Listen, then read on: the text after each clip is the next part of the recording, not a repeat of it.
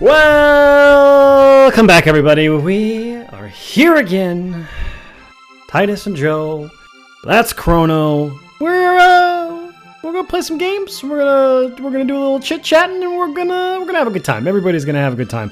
That's the energy level you get for about the next 30 seconds. Then I'm done. I'm so I'm so tired. Yeah. No. I mean. I think we say it every time. I'm like, God, I'm just getting old. It's just what's happening to me. Yeah. I mean, we're having fun. That's the important thing. Right. We were off for a week because I traveled for work. I went to Houston, Texas. It was a good time. I got bullied. No, I didn't. That's a lot of, man, talk about a crazy city where you drive like down a highway and you're like, oh, this is like average traffic, and then you turn into another highway and it's 8 lanes on both sides and every one of them has backed up cars in it, and I go, this is hell. Why would you want to live here? It takes 20 minutes in traffic on top of how long it takes you to get anywhere, and that's if you're going directly off of the highway. I don't want to live in a big city. No, thank you. It's not for me. I don't have the, what's the word? Mental capacity to be stuck in traffic for that long. Yeah, I was gonna say something about. I forget that you don't actually live in the same area that I do. Not that you don't travel. You work from home. No, I don't want to hear it from you. What? I was gonna say that I live in the suburbs, city adjacent. You don't live in. You live in like a city. I live in a small city. It's very easy to get to where I'm going. It's not, if really, I mean, really, it's not that big. It's a small little town. Yeah, that was my point. Was that like I was gonna say something about how you live, because I'm used to thinking about my friends as living here. Nope. You don't live here. Nope. What is it? 70 miles away? 80 miles away? 65. Something like that. We went to Aldi and we bought the like shitty iced oatmeal cookies. Are they good? They're so good. They're so good. Where are we going? Are we going to 1200? What are we doing? 12,000 BC. Not 65. So how do we get to 12 again? I think we have to. One of them should be. No. I thought. Do I have to hit the Lavos button over here? Apparently, we briefly need to go to the future. Oh, 23? No, you never hit the Lavos button. That's just the end game button. Yeah, it is. You never do that. Alright, hold on. Let me talk to the guy.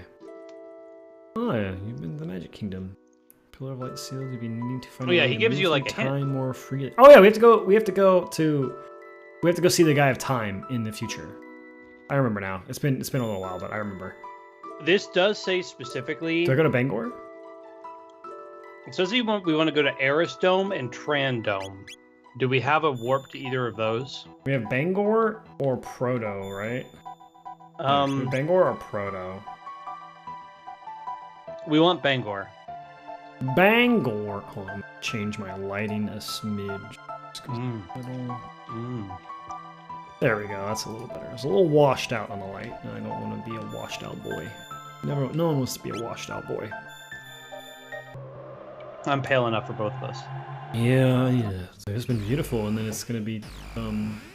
We're gonna cold. have one for one day. Yeah. We did this part, didn't we? Yeah, we did. Okay. Because we went to the future for a second, but we never went to the guy of time. Yeah. Melchior, not Malachor. So we want to go to Eris and Tran Dome. Eris. Well, this is Bangor. Why would we not go to Proto? What's the one below? That's Tran. We've been here though. Yeah. We did this already. Do I need to talk to somebody? Oh wait, never mind. Yeah, we did this already. Oh, this was just saying that you can talk to them because their story will be progressing a little bit with the planting of the seeds and stuff.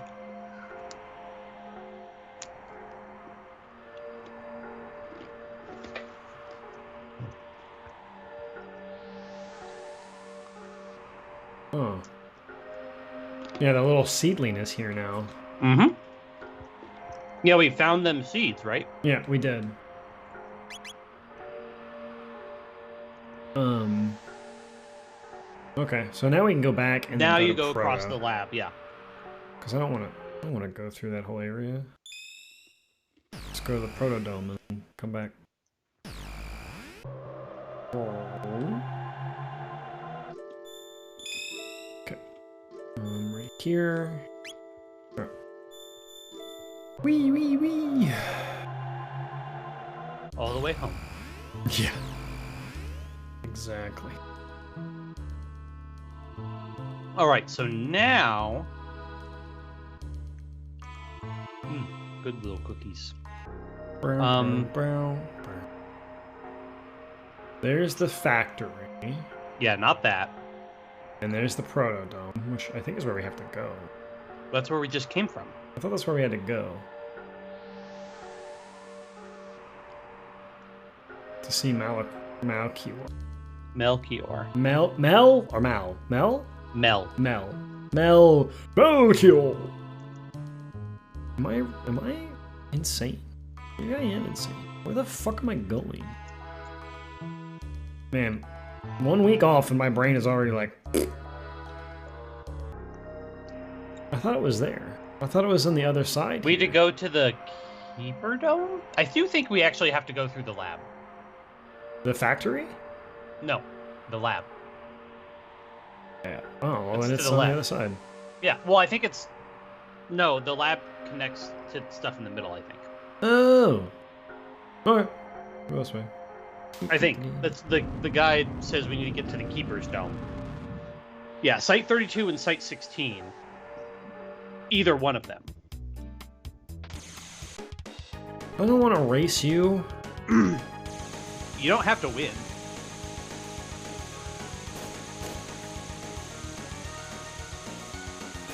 I don't know how I'm supposed to stay in front of him, like what was it? A The bunch whole of- time. Yeah, that's like nearly impossible. To get the points. Yeah, I don't know either.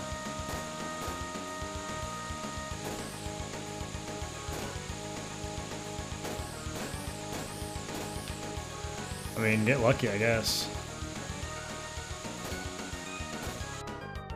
I pushed him forward. Nice. Just so this could be over.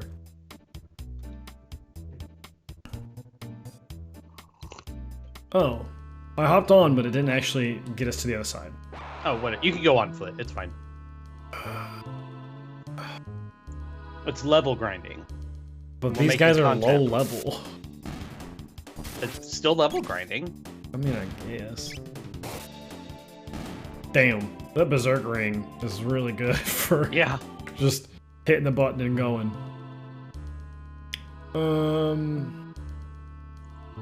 Yeah, what'd you do for the week that we were off?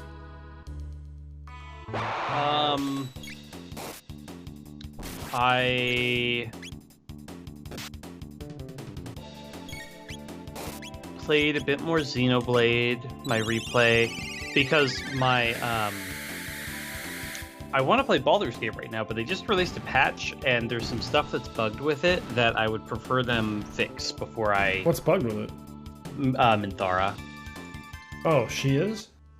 There's some bugs with recruiting her, and then specifically, the other one is she... You know how like all the different characters have all sorts of dialogue lines to react to various situations? Minthara just repeats the same one over and over. And it's also like an end game one that spoils a bunch of stuff. I won't say that here. I won't say what it is here, but she basically spoils... The ending? She spoils the identity of the two people whose identity is reasonably secret for the first part of the game. Oh! The two main, like, people. That's interesting. She has a line, just like one line of dialogue where she spoils both of those people. You're right, it was in the middle. Aerostone. Okay. Alright. Wait, but we're trying to go to Keeper Dome, I thought. I thought it was this one. Isn't it down and below this one? Maybe not. Yeah, this is more people with seats. Oh, yeah, this is where we drop the seeds off at. Um, But the only thing I have left is the abandoned sewers. warp to either the Bangor Proto, cross the lab on foot or jet bike to get where the sewers are. Yeah. If you haven't already cleared it out. Oh, so yeah, we actually do have to do the sewers. Yeah, we have to go through the sewers and go on the other side. This is the official time we were supposed to do the sewers. But we already did the sewers, so we just have to walk to the other end. Yay, shortcuts. But yeah, with that bug, and I'm trying to do a run where I recruit Minthara, I'd rather wait until they get that stuff ironed out first. And so I've been doing my Xenoblade playthrough. And let's play.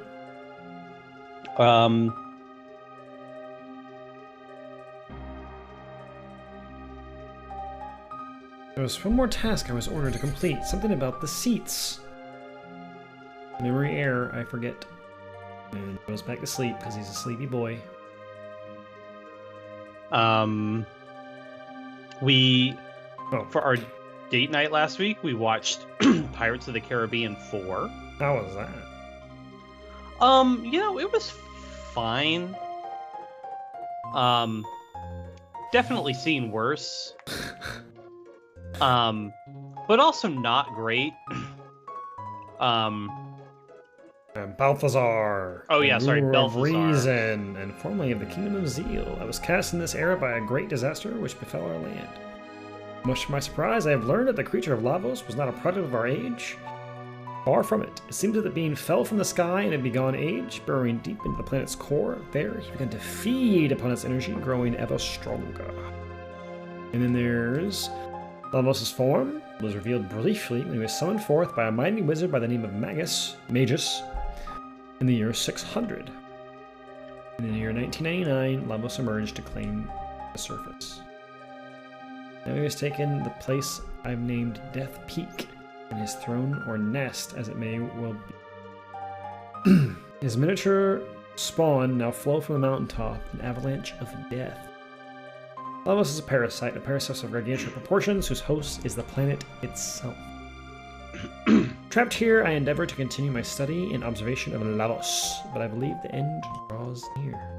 Maintaining one's sanity is an endeavor in and of itself, in an age such that is an endeavor I fear may be futile. So before my mind is lost forever, I've decided to leave these records of my knowledge behind, along with my greatest invention. Never did I long to return home and toil endlessly in search of a way, but as I neared the completion of my research, so did I near the end of my days. I am grown old and frail, and so I leave it in your hands, you who have opened the way. Take hold of the reins of time, and let all the people of this planet's past and future join as one. Then, only then, you just may be able to stop Lavos. Okay? You have little chance of success, but even a little chance is still a chance. You have opened the door, the fate of the world is in your hands. Open now the final door and claim what awaits you, my last and greatest work, the wings of time. Time to get an airship, baby! After you go through the door, come back into this room for a magic tab. Oh, that's actually that's clever. Mm-hmm. Clever. I don't know if you actually have to get the wings of time first, but there is a magic tab in this room, apparently. I don't see no sparklies.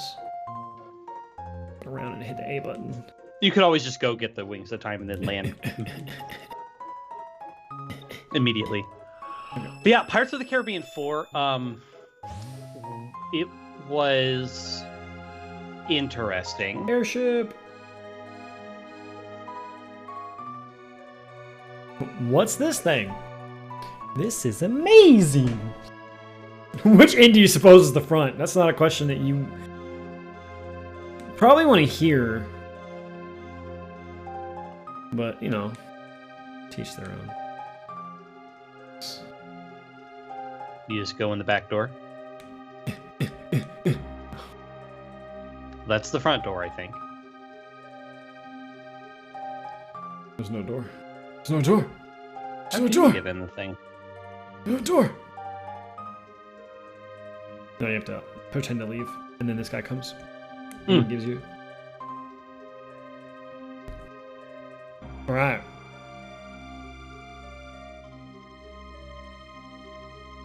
Strange construct. Scared you, didn't I? It's me, Balthazar! I copied my memory into this thing. What do you think? Precious, isn't he? Anyway, there's something I need to explain, namely how to transcend time. Press A to display the time gauge, then select the area you wish to visit. Ah, yes. Bro, you're sleeping. Bro. Before you go, why don't you give a name to my time machine? I mean, Epoch's a good name. I agree. I like it. It's pretty good. Well then, hop aboard, explorers! So now maybe you can get the magic tab. Okay, yeah, let's go. Let's see. Right there. Yep. Got it. Nailed it. Dun, dun, dun, dun, dun, dun, dun. Excuse me.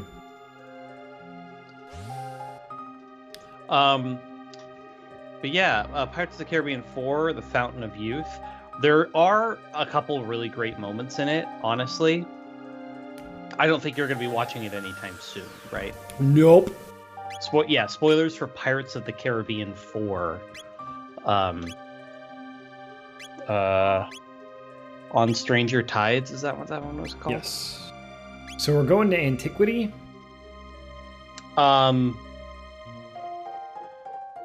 Yes.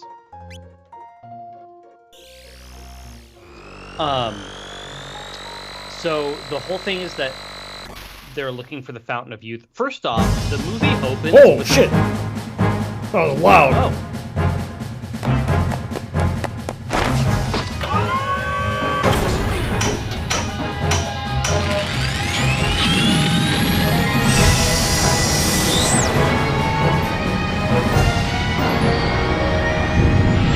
It's so loud. It was so loud in my ears, it actually kind of scared me. Yeah, I look like her. This great. Fast, fast. Fast, fast. I'm gonna just, that's whenever I go anywhere now, it's gonna be fast, fast. Okay. Sorry. We'll go with So, yeah, wander around for a while. So here's what I'm just going to walk through the entire plot of Pirates of the Caribbean 4. This sounds long, but okay. We have 2.5 hours to go. Yeah, but we could talk Also, that's about what he said. literally anything else. No, this is going to be great. So, because you haven't seen it, this is going to be great. So, first off, the movie opens with a pretty lengthy scene. Buckle up, podcast is going to be a day. Well, okay, so I guess first off, there's a little, like, intro scene that sets the stage of the whole thing where, like, some Spanish sailors find a guy who should be dead, and he's talking about the Fountain of Youth, and the Spanish are like, we're going to go find the Fountain of Youth. Cool. Cut to a really lengthy scene in London, which was not what I was expecting from Pirates of the Caribbean. The village of the Earthbound. Yeah, there should be a shop probably in here too, is my guess. But they're the Earthbound. They're the Earthbound, Joe. Yeah, have you played Earthbound? No. Oh, you should. I've only played 2, which is the one that most people have played. That's the thing, is like, I want to... It's good, though. It was a lot of fun. I want to play all 3 of them, but No, 3... I don't think you actually want to play all 3 of them. That's probably fair. The first one isn't that great, from my understanding. That's what I hear, but it's like... The second one, and they're all standalone. You don't need to play them in order. But yeah, no, so we have a whole lengthy scene in London, which was not what I was expecting from a Pirates movie. Yeah. It was funny. Was I mean, the whole shtick is that it opens up and they're like, Jack Sparrow is on trial, and then, you know, they're walking him to the trial, and he's, you know, got the bag over his head and blah, blah, blah. They're doing all the stuff, and they pull the mask off, and it's Gibbs, not... It's Gibbs, not Jack Sparrow. And then the judge walks in, and it's just Jack Sparrow in, like, a British judge outfit, which is pretty funny. And then shenanigans ensue, and he tries to get away, and then he gets captured by the king, which there's a very funny scene with the King of England, who is played by I don't know his actor name, but he's the guy who plays Uncle Dursley from the Harry Potters. Oh, And he plays a sort of a similar vibe, but as the King of England, which is really funny. He's like, we can't let the Fountain of Youth fall in the hands of the Spanish, the Catholics. It's like pretty funny. Oh. But basically, I can get the Zanmato. The shtick of this whole scene is that they're like, we hear that Jack Sparrow, we hear that you were in town trying to recruit a crew to go after the Fountain of Youth, and Jack Sparrow's like, huh? Like, I'm here, but I wasn't trying to recruit anybody, and there's some whole like who's on first kind of like back and forth. Do I need to get the Radiant Blade? I don't think it's worth it. Because he has Masamune, right? He has Masamune. We have high crit rate. You don't really need to get anything. I don't think so. I don't think you need this weapon. You're also not using him right now. Do I need Radiant Plates?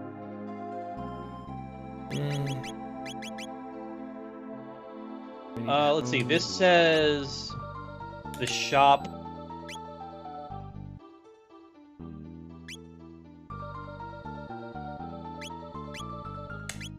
Oh, right. The only comment this makes is that this shop will disappear. But, like, who cares? If you don't need it, you don't need it. So get what you want to get, but, like... We're gonna go equip some stuff, and then we'll sell some stuff. Also, there is a power tab. Oh, did I not buy the Zanmato? Am I stupid? I think I didn't buy it. You might be stupid. There's stupid. Apparently a power tab somewhere in this town. Okay. Or yeah, like... I am dumb. I did not buy it. Okay. It says to head to the bottom and make sure you get your power tab on the way. But also all this quest or all the chest gear that we got from the time chest arguably should be better than a lot of this shit. It's not in terms of defense. Oh, but it just has the reflect or absorb or whatever. Yeah. Oh, actually, it is better. Never mind. Depends on the thing, but yeah. I just straight lied to you. It is better, so I don't need any. That's because you're straight. Yeah. Oh, unless lying straight. Unless.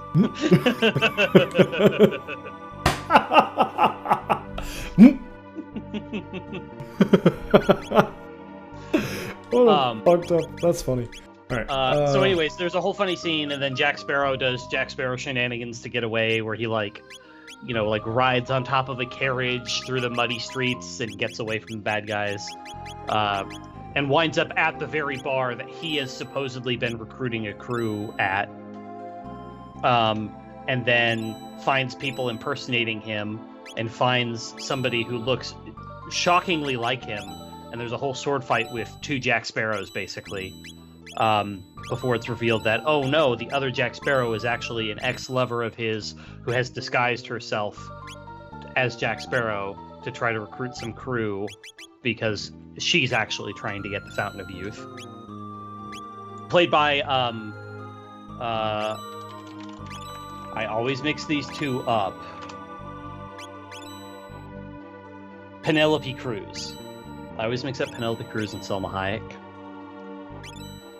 And the other thing is the King of England has a new admiral who he wants Jack Sparrow to join that crew, and the new admiral is Hector Barbosa, who's back for the movie again, and he has a peg leg now. And so the whole thing was, and he has lost the Black Pearl.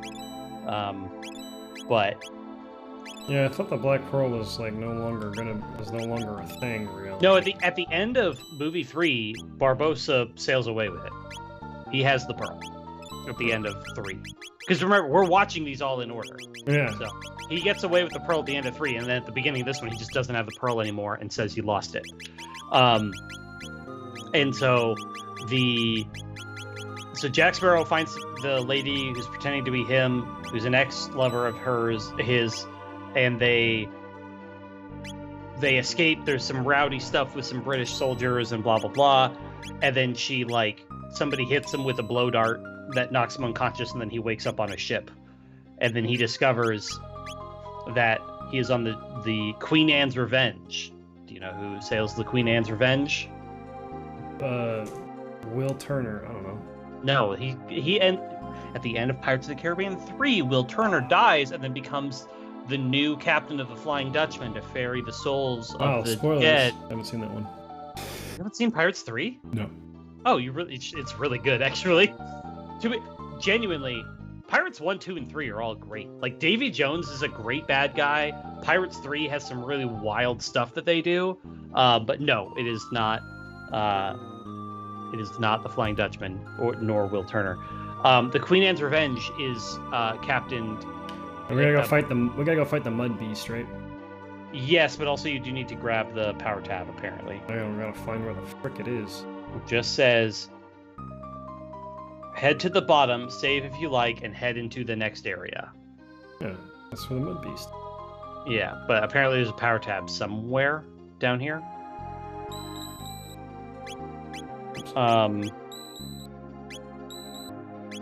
Oh, it might be in the next actual room that the power tab is. Oh yeah, right here. Boing.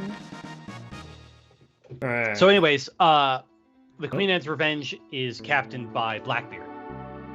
Captain Blackbeard. Who is, in this movie, like, they don't get to it right away, but he just, like, is magic. Like, he can just do magic shit. Which was not something I was expecting. Similar to, like, the whole Davy Jones thing? Yeah, he just, like, has magic shit that he can do, which was intriguing.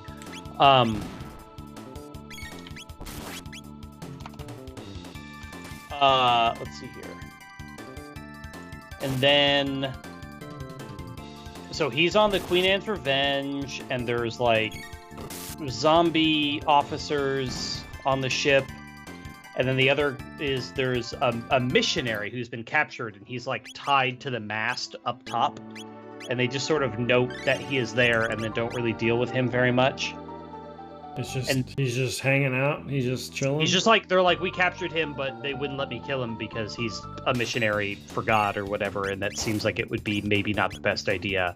So we just tied him to the mast instead. And he's just chilling up there. Then Jack tries to do a mutiny. That's when Blackbeard actually reveals himself, because the whole thing is they make it seem like Blackbeard, that it's not actually the Queen Anne's Revenge, and it's not.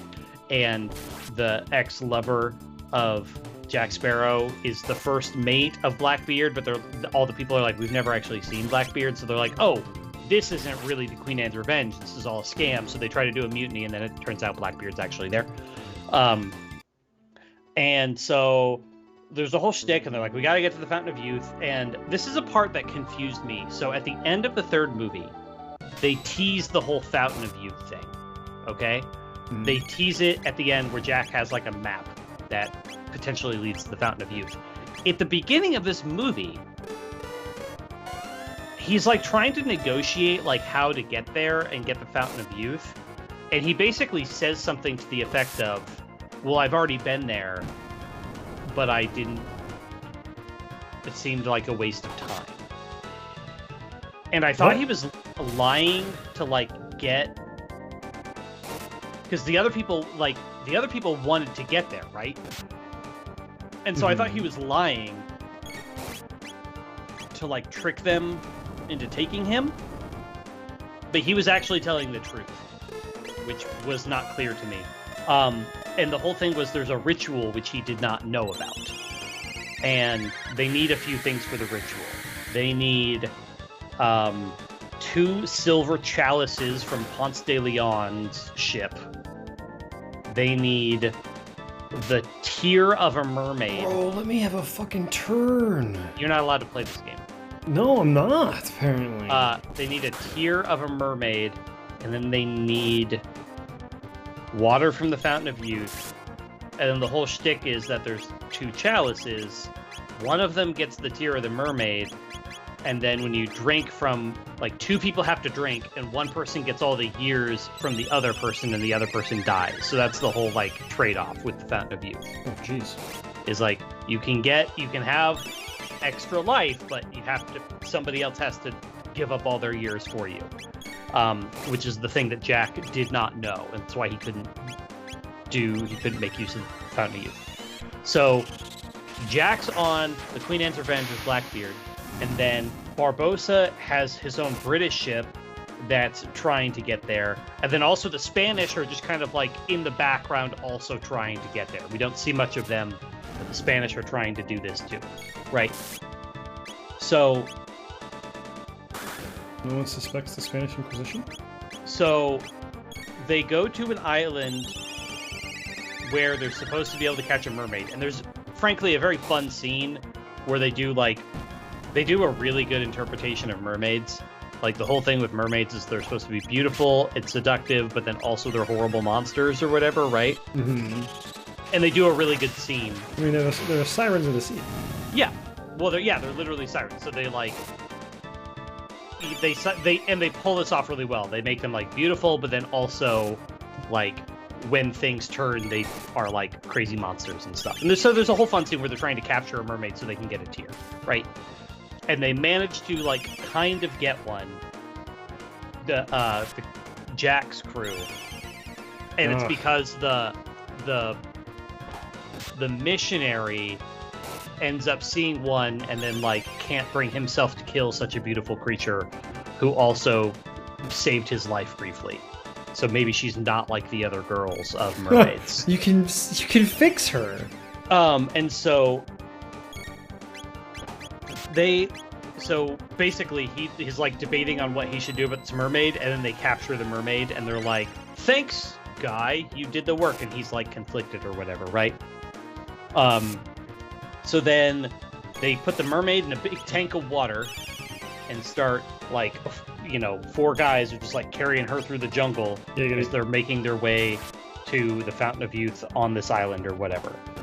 Jack using his like compass. So then there's a whole brief adventure where Jack has to go get the chalices, and then like Barbossa beats him there, and so like Jack and Barbossa have a funny scene or whatever where they're trying to get the chalices, and they get captured by the Spanish, and so they have to like steal the chalices and then get out. And there's a scene where Jack literally does the cartoon thing of like pulling a palm tree and then using it to like launch himself through the air, which was a choice.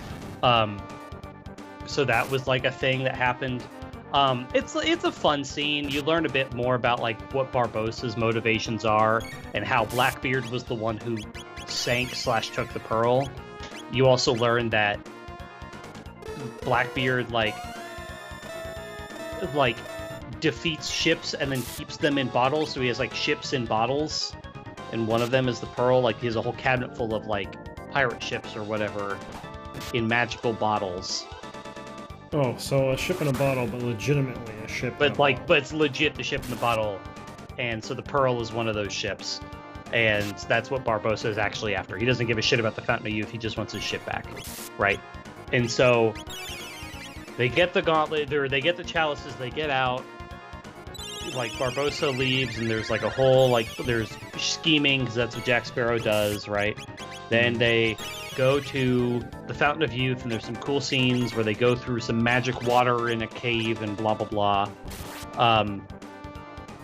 And so they find the Fountain of Youth.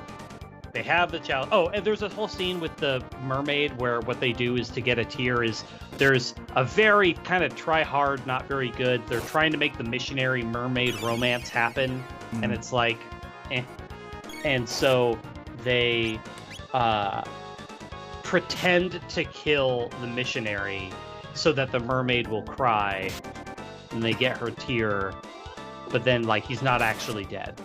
They like poison him so he looks dead, but he's not actually dead. And so they do a bunch of stuff. Oh, and a detail I failed to mention is the ex-lover of Jack Sparrow, Angelica. She tells Jack that she's pretending to be Blackbeard's like long-lost daughter. I'm sorry for anyone who listens to this.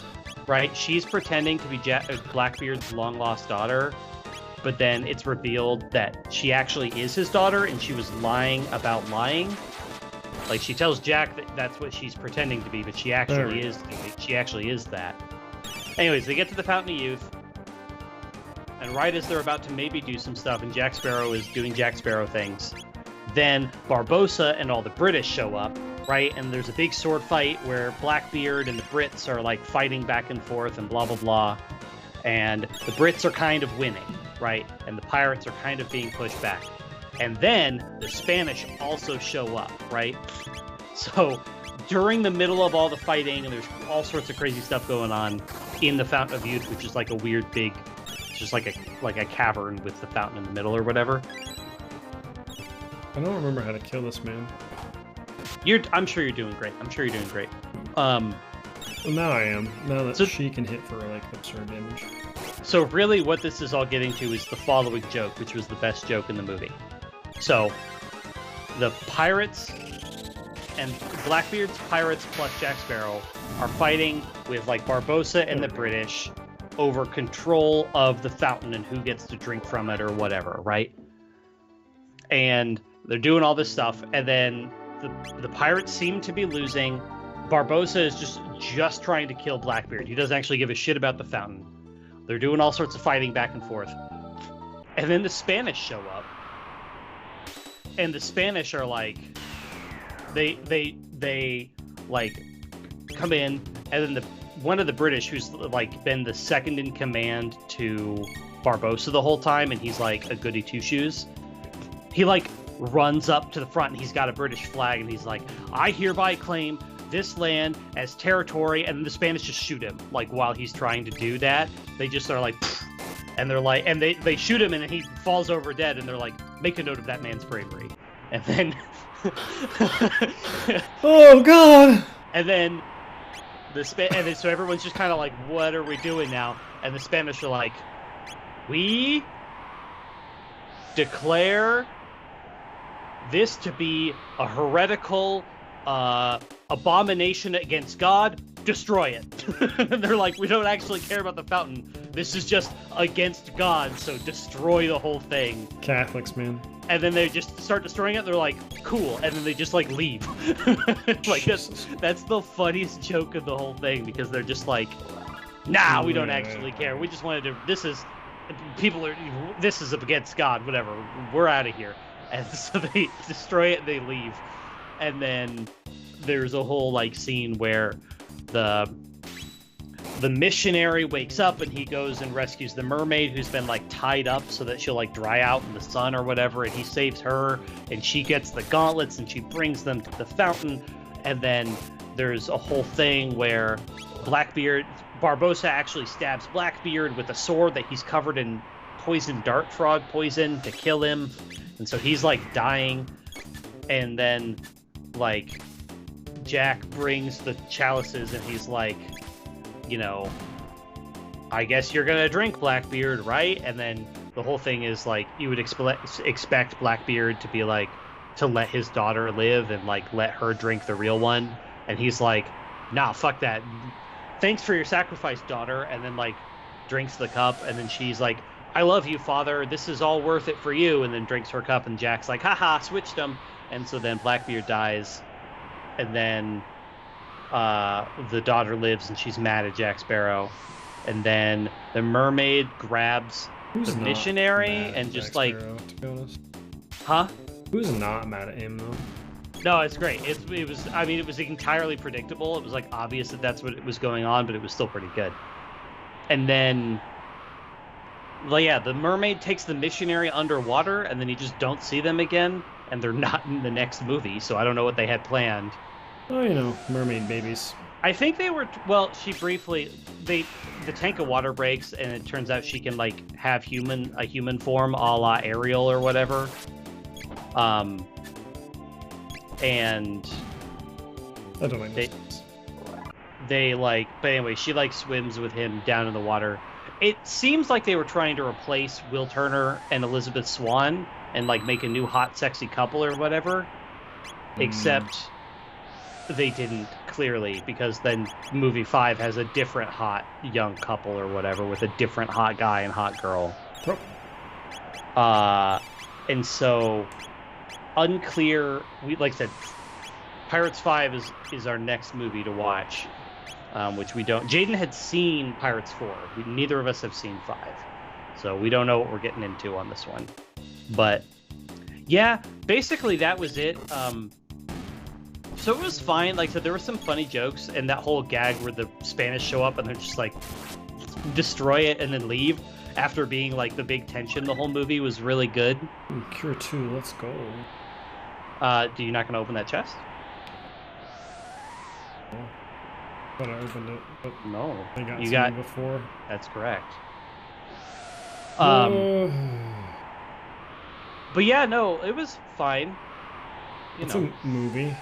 It's a movie. It wasn't bad, but the thing that we both complained about, Jaden actually brought this up first, was in the Pirates movies, there's like the main theme music, right? The da da da da da da da da da da da. That's basically a stand-in for like Jack Sparrow's theme. Like it's in all his swashbuckling nonsense or whatever. That's the music theme that plays. Mm-hmm. In this movie, they way overuse it. They just really? It's just one of those things where we noticed it where Just like whenever they want to, they're like, yeah, well, we're gonna use because this now. one doesn't have Will Turner. It doesn't have Will Turner and it doesn't have Elizabeth Swann. So most of the scenes are just Jack Sparrow. And so they use it for like every time he's doing anything vaguely piratey. Has to be in his like contract that it had to play. But that's like most of the movie, so like it ends up being played way too much, which was awkward. And then I don't know, like Barbossa's fun, and he's apparently still in the 5th movie. They didn't get, Orlando Bloom or not Keira Knightley. I was like, not Natalie Portman, the other one. Keira Knightley.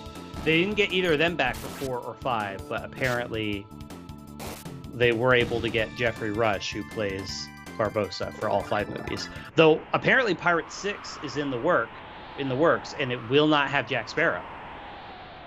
This is a tale. For fucking Michael Bolton.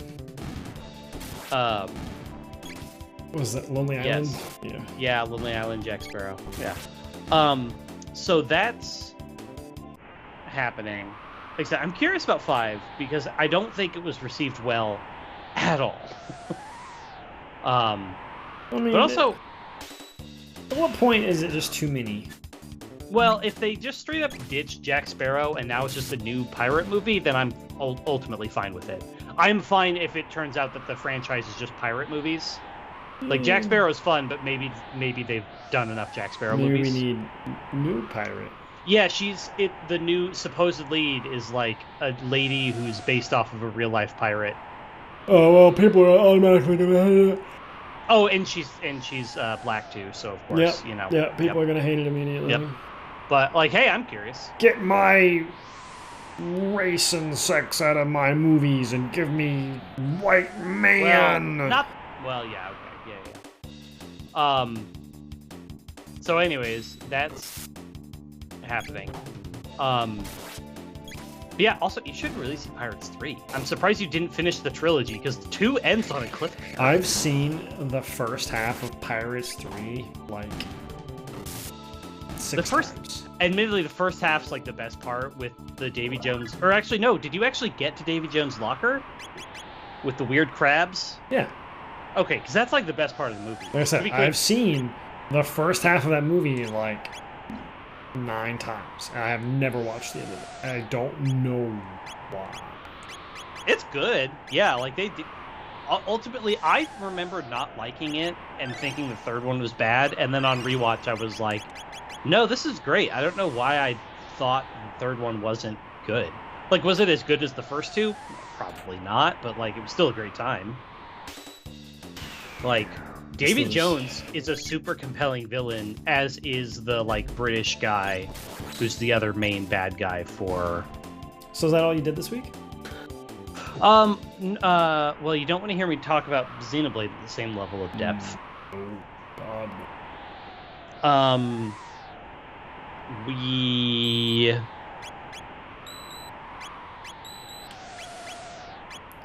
I started Super Mario RPG, finally. Yeah, I'm trying to think if I did anything else, and, like, honestly, not really. We played a bunch of Pokemon Go, because there were some events going on. It hit But yeah. number like 4 or 5 in Japan at top grossing. For Pokemon Go, which is kind of crazy. It was it was a really cool event. I'll be honest. It was a lot of fun. Dragon Ball Dokkan's anniversary is happening right now, and it's like the best anniversary they've ever had. It's like it's like all the units that everybody has ever wanted. It's this big, huge thing, which is awesome. It's great. I can't wait for it to come out in July. But you know, usually whenever they release a big event like that, they'll hit top grossing in one of the stores, if not luckily both. And they hit top grossing for a second in the store, and then it was posted later on, like after the weekend, that they were down to number 3, and Pokemon Go was number 5, which is kind of crazy to know that Pokemon Go was even in a top grossing like conversation. It was really good. So the whole event was like, it was Go Tour or whatever with Sinnoh. So it was all Sinnoh stuff. And the main thing that they did that was interesting was they implemented from Legends Arceus, there's like space-time distortion thing. So it was like Origin Dialga and Origin Palkia raids, and then also periodic space-time distortions, and just like lots of new Pokemon around, and I don't know, it was just a good time. And the weather was also gorgeous, so like Sunday we were like, oh, I kind of want to do this, and we were like, well, we live 20 minutes from a big outdoor shopping area, and so you guys went to that. Okay. Yeah, we just were like, oh, we live like not even maybe 15 minutes from it. We had just gotten brunch, and we were like, oh, is it even that far? No, it's like 15 minutes at most. Yeah.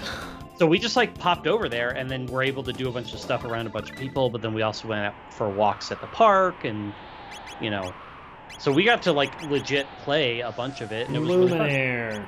Huh, interesting. Yay. Not a reference to Dragon Quest at all. He has maxed out all of his text. I would say he's done now. He's done. Except for triple text, probably. Yep, she needs a rise. And then she needs Dino Tail.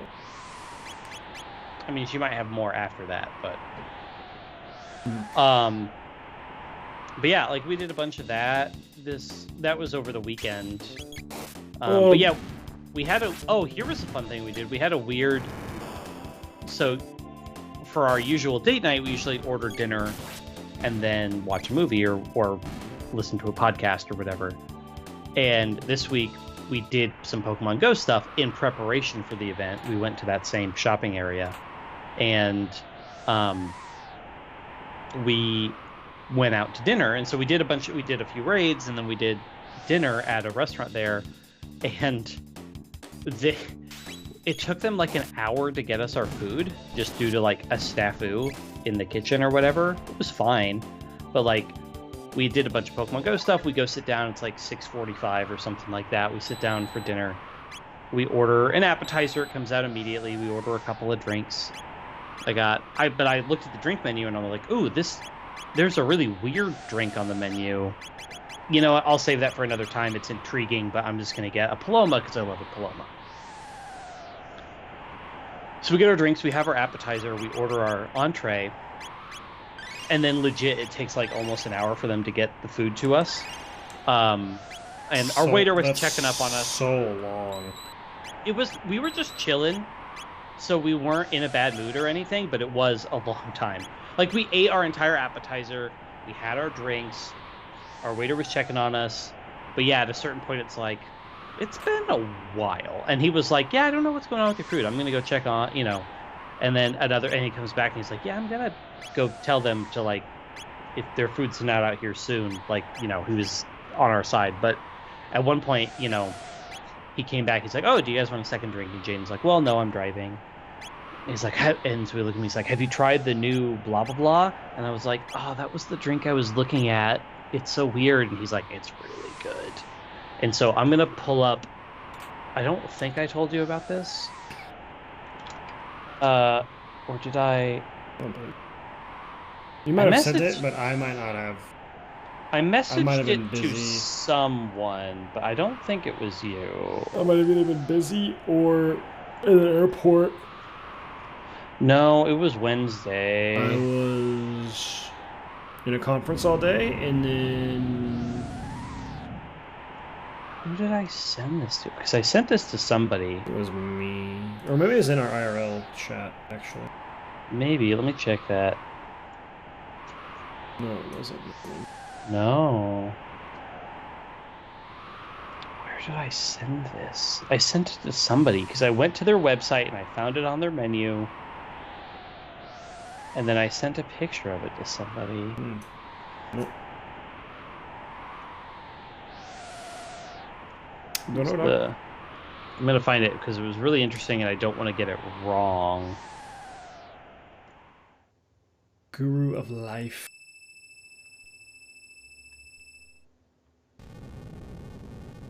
Uh-oh. Oh yeah, boss fight time. Have fun. He's a big boy. Oh, shit. Yeah, this is like an actually hard fight, so have fun. Yeah, and she's still in berserk mode. Yeah, I mean, it's maybe not the worst thing in the world. She does a lot of damage. Okay, so who did I send this to? It wasn't you. It wasn't this chat. Was it this chat?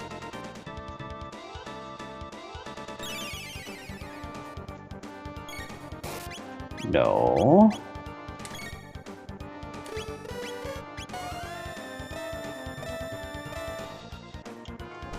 Is this fight that hard? I'm pretty sure. Oh, not this chat.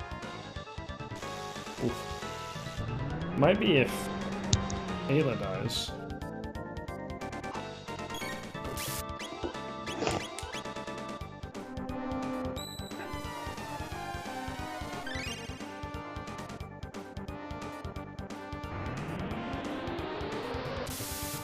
But I still have like the red and dark vest on, so like... You're absorbing some damage every now and then. Yeah, and then she's already killed a hand, so... Okay, apparently I don't know who I sent it to. I know I went to their dang menu and like took a picture of it, or like took a screen cap of it. But yeah, clearly I didn't send it to who I thought I did. So I'll put this in stream chat.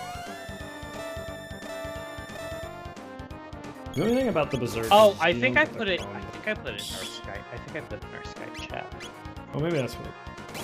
Yeah, I was like, I know for a fact I did this, but either way, I'll put it in stream chat. The drink was called It's Mesmerizing. Ooh, fancy. And it had, in order, mezcal, Okay. white rum, Okay. Aperol. I don't know what that is. That's the thing in an Aperol spritz, the orange stuff. I'm not an alcoholic. I'll teach you about Aperol in a moment. Agave, grapefruit bitters, orgeat, and a slice of dried grapefruit. Oh, dried grapefruit? Interesting. Just a slice of like dehydrated Never really grapefruit. I wouldn't think of drying out a grapefruit would be something that would be like that common. It was more garnish than anything, but it was still right, nice. But still, it's like, huh. But yeah, I put it on the stream chat, and you can look at a picture of it. Aperol is an aperitif. No, which I've seen that is picture. Yeah, I put it in the wasn't Skype chat. That's why. Aperol is like Campari. I do believe you have. Because didn't your boss get you a bottle of Campari from Jamaica or some shit? Yeah. It's same class of like product. It's like a very sweet, very bitter, very herbal. Oh, I just whooped that boss's ass, by the way. I mean, good job. I mean, it makes my life easier. I don't have to like figure out what you're supposed to do. I just kicked its dick in the dirt. Giga Gaia. And it liked it. If you had charmed it, you could have gotten a speed tab. Yeah. Maybe why I maybe not should have her on Berserk mode. Berserk mode. She's Yeah. our stealer. You should give her the there's an item for that. We should probably go that route. Probably at this point. Hi, Melchior. Indeed, I am none other. How do you know my name? I do not believe we've met. More pressingly, what of the Queen and the Ocean Palace? Do you know what has happened? The Queen's mind is already eroded to that extent. It seems the more energy the Mammon machine absorbs, the further the Queen descends into madness. The immortal Lavos has overtaken her soul from within his slumber beneath the waves. We must flee! The seal is broken! We'll bring down the mountain. Come, make haste! Oh, yeah, you were supposed to also get a speed tab or something, but I think you missed that as well. Oh. It's fine. Oh no.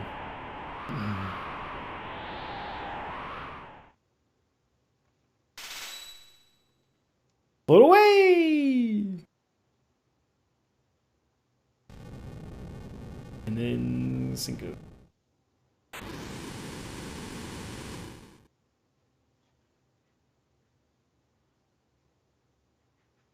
Okay. Oh, I saw a weird visual thing. I thought maybe you crashed. No, I thought I did. Level sleeps deeper again, consuming the energy of the planet. Also knew the Mammon machine could very well awaken him. Must hurry before it is too late. Lady Shala is here. What Shala? Oh, best music. Why have we come to such a miserable place? The only difference is that we now puppets of Lavos. Such a filthy place. Melchior, when the mountain fell, I knew I would find you. But it is safe for you to leave the palace. Whether it is safe or not no longer matters. The Ocean Palace is complete. And all is lost. Not all. Without me, the Mammon machine is no more than a vessel. I will not activate that evil thing again. I've kept the skyway open. Please, you must stop my lady mother. My dear. She already knew. She was already one step ahead of you. Dalton? What a... Just... Not a bad guy name. Just Dalton. The closest thing I had to a bully in high school was a kid named Dalton. Oh, what a dick. Dalton, he was bully adjacent, I would say. Just an ass. He was just a shithead, yeah. He was just a shithead. You know what? I think he's like way... I think I briefly heard something about him being like way too into cocaine now. Way too into cocaine. Something like any amount of cocaine is not way too much. That's really funny. I'm stalking his Facebook now. It would be quite an inconvenience if you failed to activate the machine. Leave her alone. Ah, the fossil speaks. Be silent. What? You hit her with a fireball and you bitch slapped her? Come to the Ocean Palace with me, because any trouble in your life as well, I will bear no responsibility. Shala! None of the Queen's brats knew their place, do they? It's time to fight! I do not fear the Queen. Shall we be on our way, Shala dear? Your mother is waiting. Oh. He smoked bomb out of there. Old man, okay?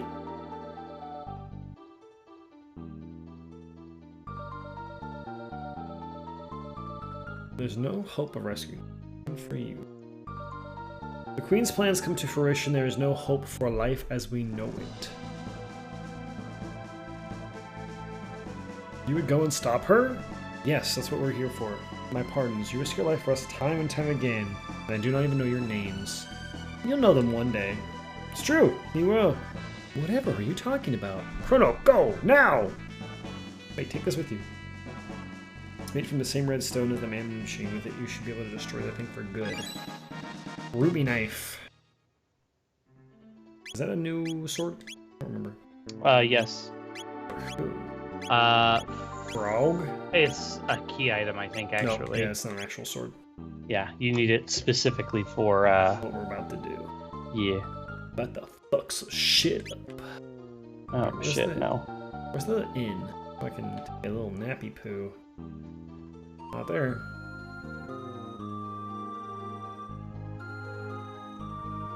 I love the whole vibe of the game. Such a good vibe. Anywho. What were we talking about? I'm taking a nappy poo. Anyway, yeah. So, yeah, last week I was traveling, went to Houston for work. I got back late Thursday night. And then, the weekend before, I jumped on the Helldivers train, which we didn't get to talk about. because- Oh, you were talking about Super Mario RPG. Well, yeah, well, I'm getting there, Okay. I jumped on the Helldivers train and got to play it with some friends, and game is super fun just because it's completely absurd. It is just Starship Troopers, the video game, and it's just... Does it have as deep a story about, like, allegories and fascism and stuff like that? You scream for democracy as you kill bugs. I mean... So maybe. Kinda. Fair enough. And so it's a really fun game, but it was having a bunch of server issues and stuff. And so I was like, well, while I wait for server issues and stuff to kind of quiet down, or it's the peak of traffic and I'm never going to get to play it, let me just go ahead and pop in Super Mario RPG. Quick question for you. Do you want to change your party at this point? We might want to. We could do that at any saved place, though. Yeah, you can do it in the overworld as well. I just wanted to pitch that true, so that... Actually, we can do it right here. Yeah. But we need the steel. You could do, like, Frog Ayla. Yeah, Frog's not bad, actually. You Haven't used him in a little bit. Too, because of the heal. Yeah, but you've been, I think, pretty good. You did. I've You been wiped the fine floor. because I have Marley's heal, to be honest with you. Well, okay, fair, I guess, but But let me see what Frog has. he also has a heal. Admittedly, not as good a one, but No, he restores moderate to all allies. He's actually very good. yeah, Okay, we'll use Frog. Frog's good. Frog Ayla, and then make sure Ayla doesn't have the Berserk Ring. Make sure she has the. Which one is? It's the. Alluring Top. Did I pass it without me? Yes, you did. Okay. Is that what it is? Perfect. So it's- Yes, Charm. Okay. Ayla's just so good. It's really hard. It's really hard to drop Ayla Marley in the party. Yeah, no, that. Because they are like. And then Frog is insane as well, so it's like really hard to choose between all of them. Yeah. But yeah, Super Mario RPG, Helldivers. Yeah, and so I started Super Mario RPG finally, so I got my gumption to play video games back. Because that was a struggle for a little while. SMRPG really does go fast. It is really, really quick. It's like not. You know, I'm flying through, I'm like, my playtime in the game is like 7.5 hours, and I'm halfway through with the stars. Oh yeah. Yeah. I don't even know if it's that much. It might be 6.5 hours, I think, something like that. I don't know. I mean, it's not. It's not long. When I said I recommended you doing the post game. The post game is like an hour or two. Oh, that's not. It is, but I don't want to say literally anything else because I don't want to spoil it.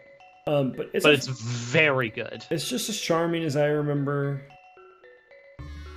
And we talked about it. It's like it's not a hard game. It's not like anything crazy, and that's okay. It's like exactly what it needs to be. It's kind of funny. Just like when I first played it, there are some weapons that I can hit the button input no problem every time, and there's some weapons where I'm just like. Yep. Oddly, like the Mario hammer, easy. The Mario Koopa shell, when he kicks the Koopa shell, easy. His punch, I'm stupid and I just can't get the punch for some reason. I will say though, I had to look up. I could not remember how to get the super weapon and super armor. I had to look that up again. I'll have to probably look it up. It was absurd. I was just like, I understand. I looked it up and was like, I don't feel bad for looking this up. Which you can do soon, but not yet.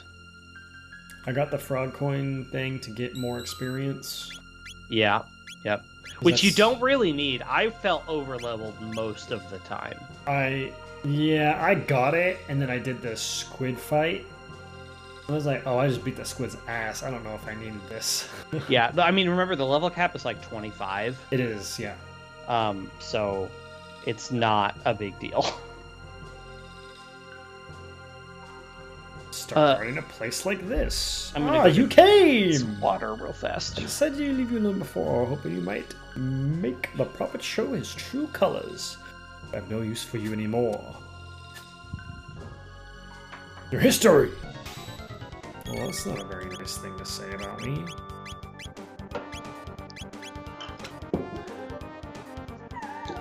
But yeah, no, like I said, the post-game is short and worth it. What can I steal from him? I don't know. I'm not from my computer, but you probably can steal something. I got an ambrosia. Oh, that's what you got? And I stole it first time, but I don't know if it... I'm pretty sure there's only one thing, so... I'll double check, but...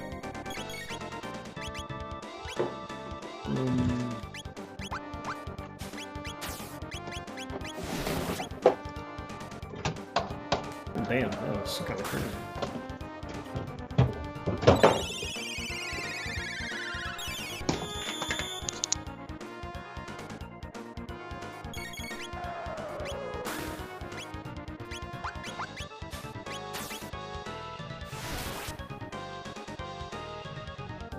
How much HP does this man have?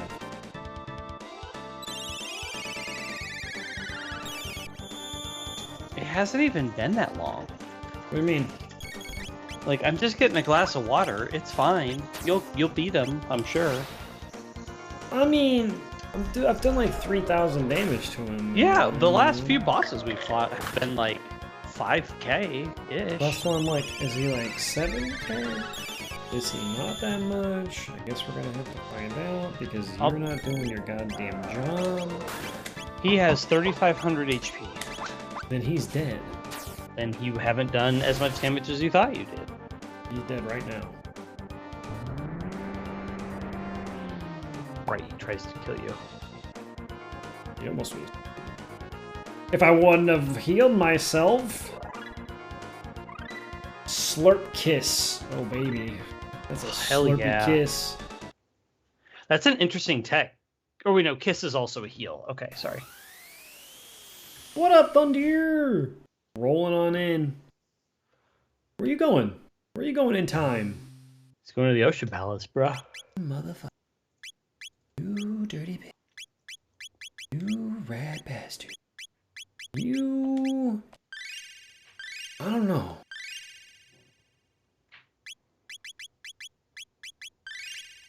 But yeah. Video games are fun. Again, luckily. After I play Super Mario RPG, I want to get another game for the PlayStation, but then again, I don't want to spend money to do so, but I might. A specific game, or? Yeah, Grand Blue Fantasy Link. Yes. Has been really hyped up and talked about and how it's super, super fun and really pretty, and I played the demo. It was really good. But I don't know if I want to commit the price tag to it, basically. So maybe if there's like a big anime sale when Tokyo Game Show happens, which will be in like 2 months, I think. Ooh, this is also great music. Ocean Palace. Something frightening stirs. Wait, was that Mune? Yeah.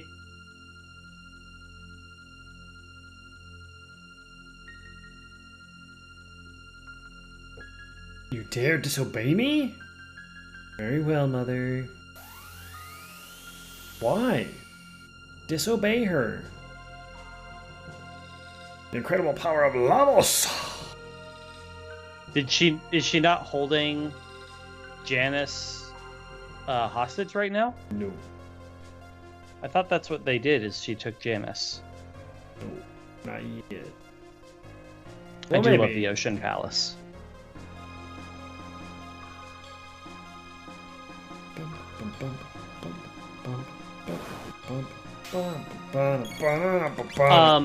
I'm thinking about what game I want to play next because Xenoblade's going pretty quick now that I know what I'm doing, and we're not, I'm able to play as much as I am. You don't have to sit through all of the story. You don't have to. Well, I'm still sitting through the cutscenes, but the main thing was that when my husband and I played together, we were playing like once a week. Oh. For a couple of hours or whatever, which could be slow. For a JRPG, that's slow. That's really slow. And I'm also just like doing. I just know what I'm doing also. But yeah,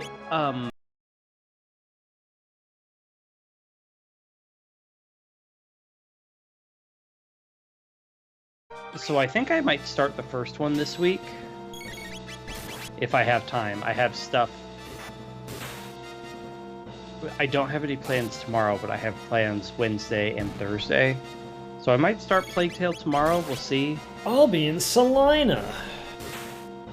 But Plague Tale is supposed to be pretty good and also not very long. That game's apparently like 12 hours or something like that. You can knock it out. I could knock that out pretty quick. You have all this free time. I do have a lot of free time. I do not. I'm very lonely.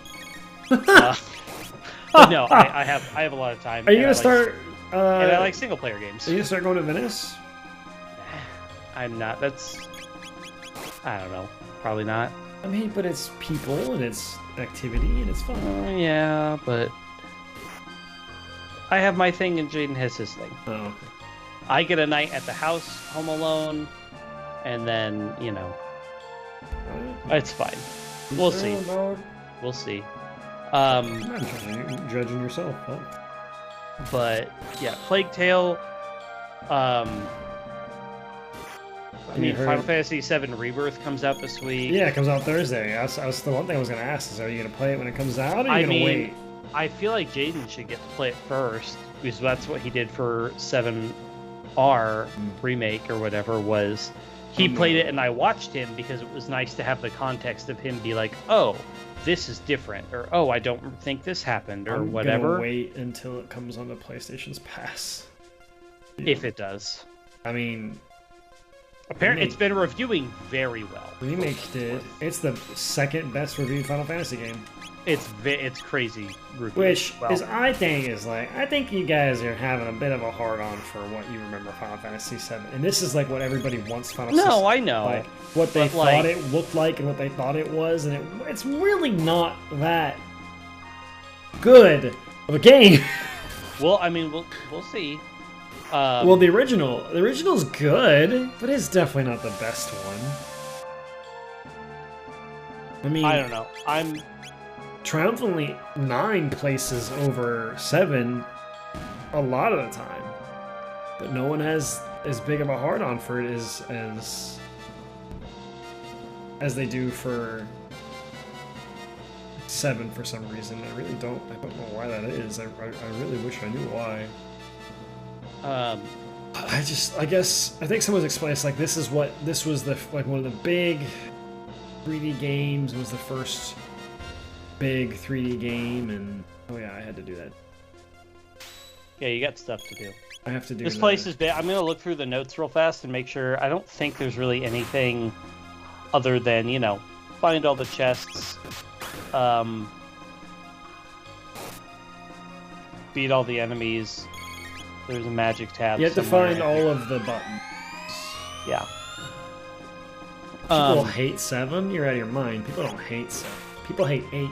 People love to hate 7 and because people like 7, people like to hate 7. I don't hate the game. I really don't. No, I'm just saying that there are people that are out there who just want to be like, what's the word?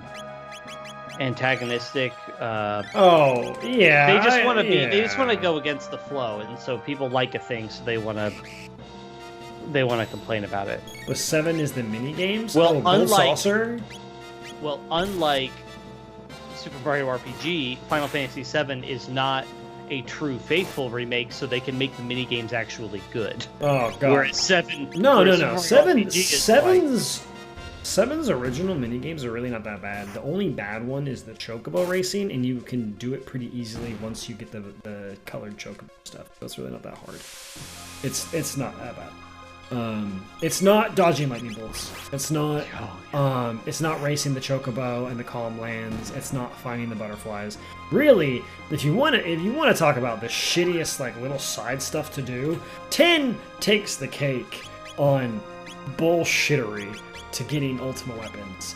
Why? Oh yeah. I don't know. I don't know why they did it that way, but goddamn, it's like probably the worst part of the game is getting the ultimate weapons for every character in that game, because it's just a fucking misery. I mean, I'm pretty sure that aligns with my experience playing the game. I didn't...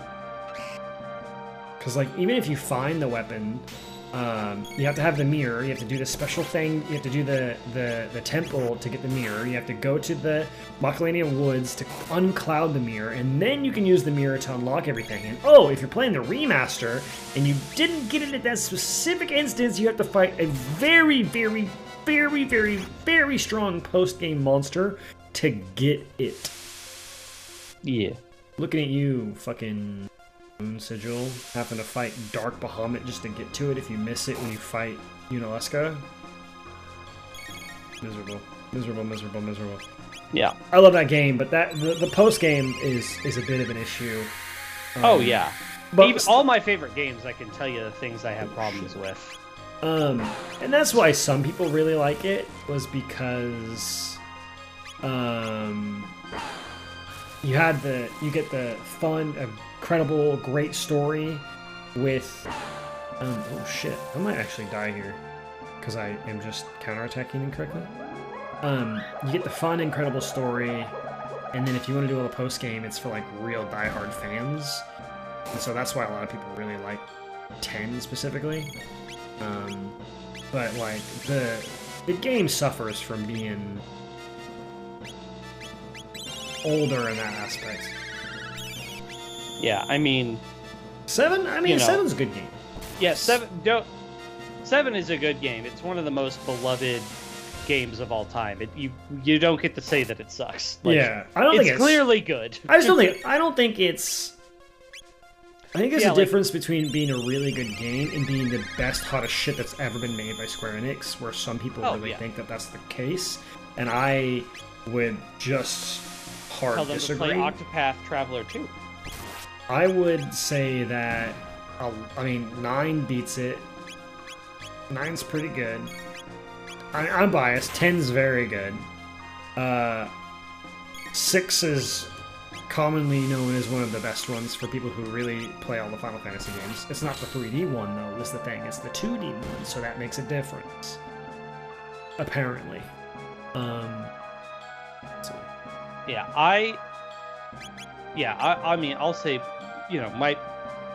generally what I say is my favorite game of all time is Paper Mario Thousand Year Door, and I can tell you all about the problems in that game too, right? Like, the cooking is kind of a mess. Like, the recipe system is just weird. Like, it's just odd that it's there. There is the whole side quest system is like mostly not worth your time at all, except for the one random one that gets you an entire whole ass party member. Oh, the one with what's the ghost girl? The one right? What's her name? You think of Paper Mario 1. Oh. Or no, sorry, you might be thinking of Vivian, but yes. No, she's a guaranteed. It's Ms. Mouse is the spoilers. Ms. Mouse is the optional one who you have to do a side quest for, which if you've done the first 5-10 side quests, you're like, this is a waste of my time. I'm not going to do the side quests. And then if you do that, you realize that you miss out on an entire party member, which is frustrating.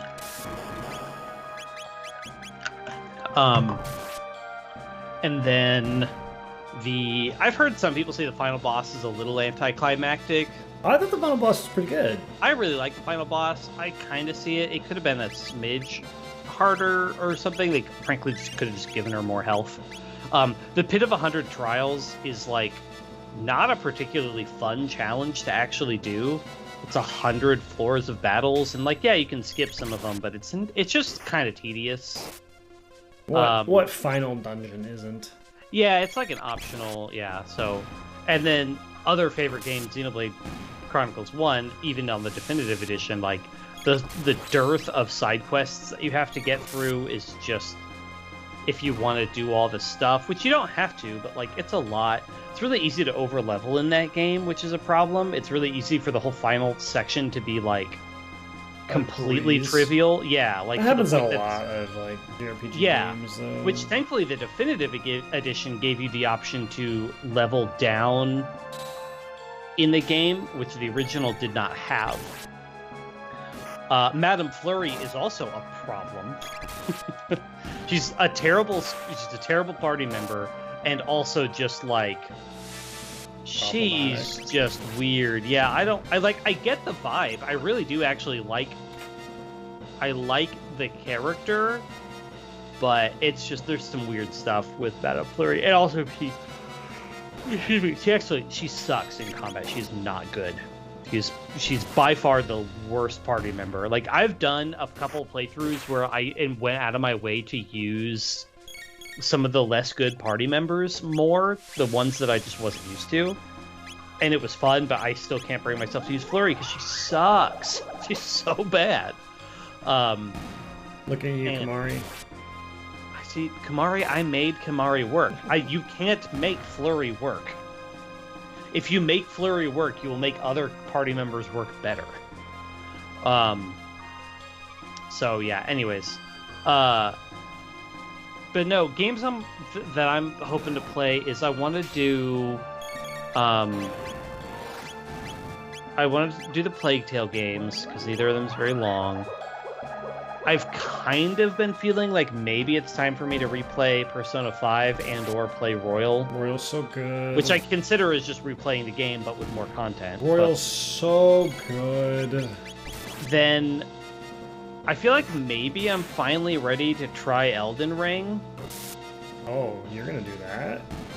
It's just something that crossed my mind, you know? Man, kudos to you, dude, because like I tried playing Demon's Souls Remaster because it's all. Isn't that what even harder though? It is, apparently. But I played it because it was on PlayStation Plus or whatever. Oh, when I first got my PS5 and you get the free games and whatnot, and I'm like, yeah, sure, I'll try it. My brother loves these games. I'll give it a go and we'll see.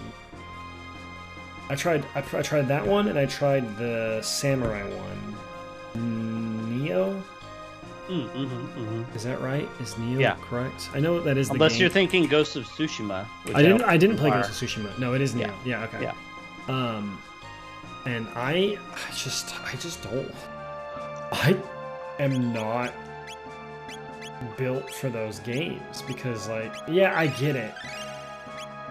You learn the moves, and then you make incremental progress, and you do it, but like, unlike a roguelike or a roguelite where you get rewarded for getting to that difficulty or that thing, and you go back and you upgrade so you can push past that, you don't get that. You just have to learn. And you just have to learn, yeah. And there's no reward other than oh, I did it, ha ha ha. I'm like, I don't need that. I can get that in other games where I feel even more rewarded to do so, and I don't have to hate myself every time I fucking pick up a controller. Yeah, it's just been one that's crossed my mind as maybe I'm finally ready to like try. I got other stuff that's the priority first, but it was just something that crossed my mind as like maybe it's time to give it a whirl. I'd be kudos to you if you're able to pull it off, or if you pick it up and then you don't like it. I would understand as well, because it takes a different kind of like brain wiring. Yeah, the whole problem though is I don't know, because like I said, I want to play Plague Tale. That Banishers Ghosts of New Eden game came out. Yeah, it came out under the radar.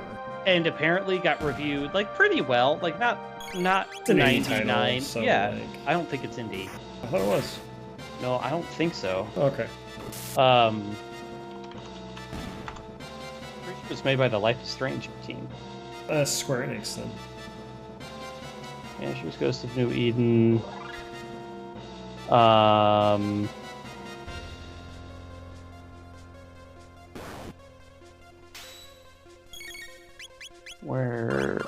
Who made this damn game? Wikipedia, please.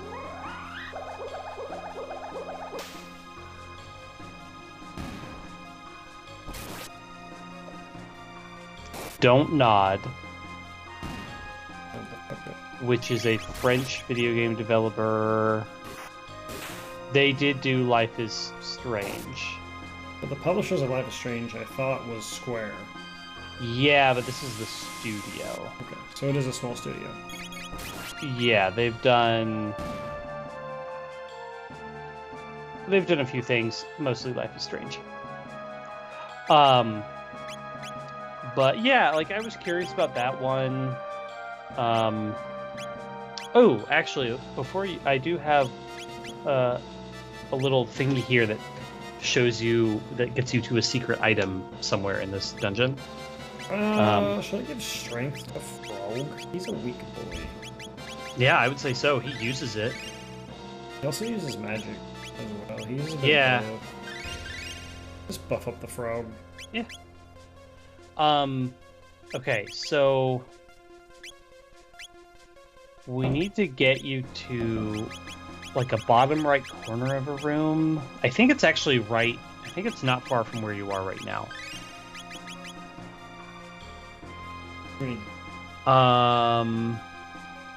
So go back to the chest you were at a little bit ago that was like by a little statue.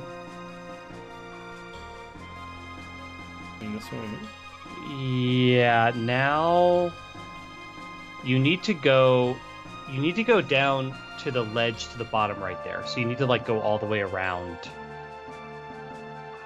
So you need to go like up and left, I think. Oh, like this way. Yes, and then you need to go all the way around. And then near-ish the statue, you can walk through the wall to the south. Yeah, you were like in there. Yeah. Yeah. Slayer. Yes, and that is either for you or it might be for Robo actually. Frog. Oh, that's a big. The big boost. And ×2 to magical beings. That might actually be worth it.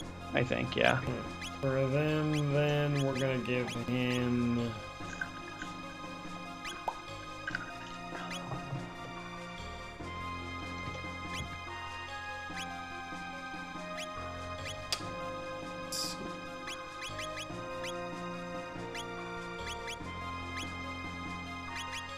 I'll give you the power ring, give you a bit more damage, because you are the weakest.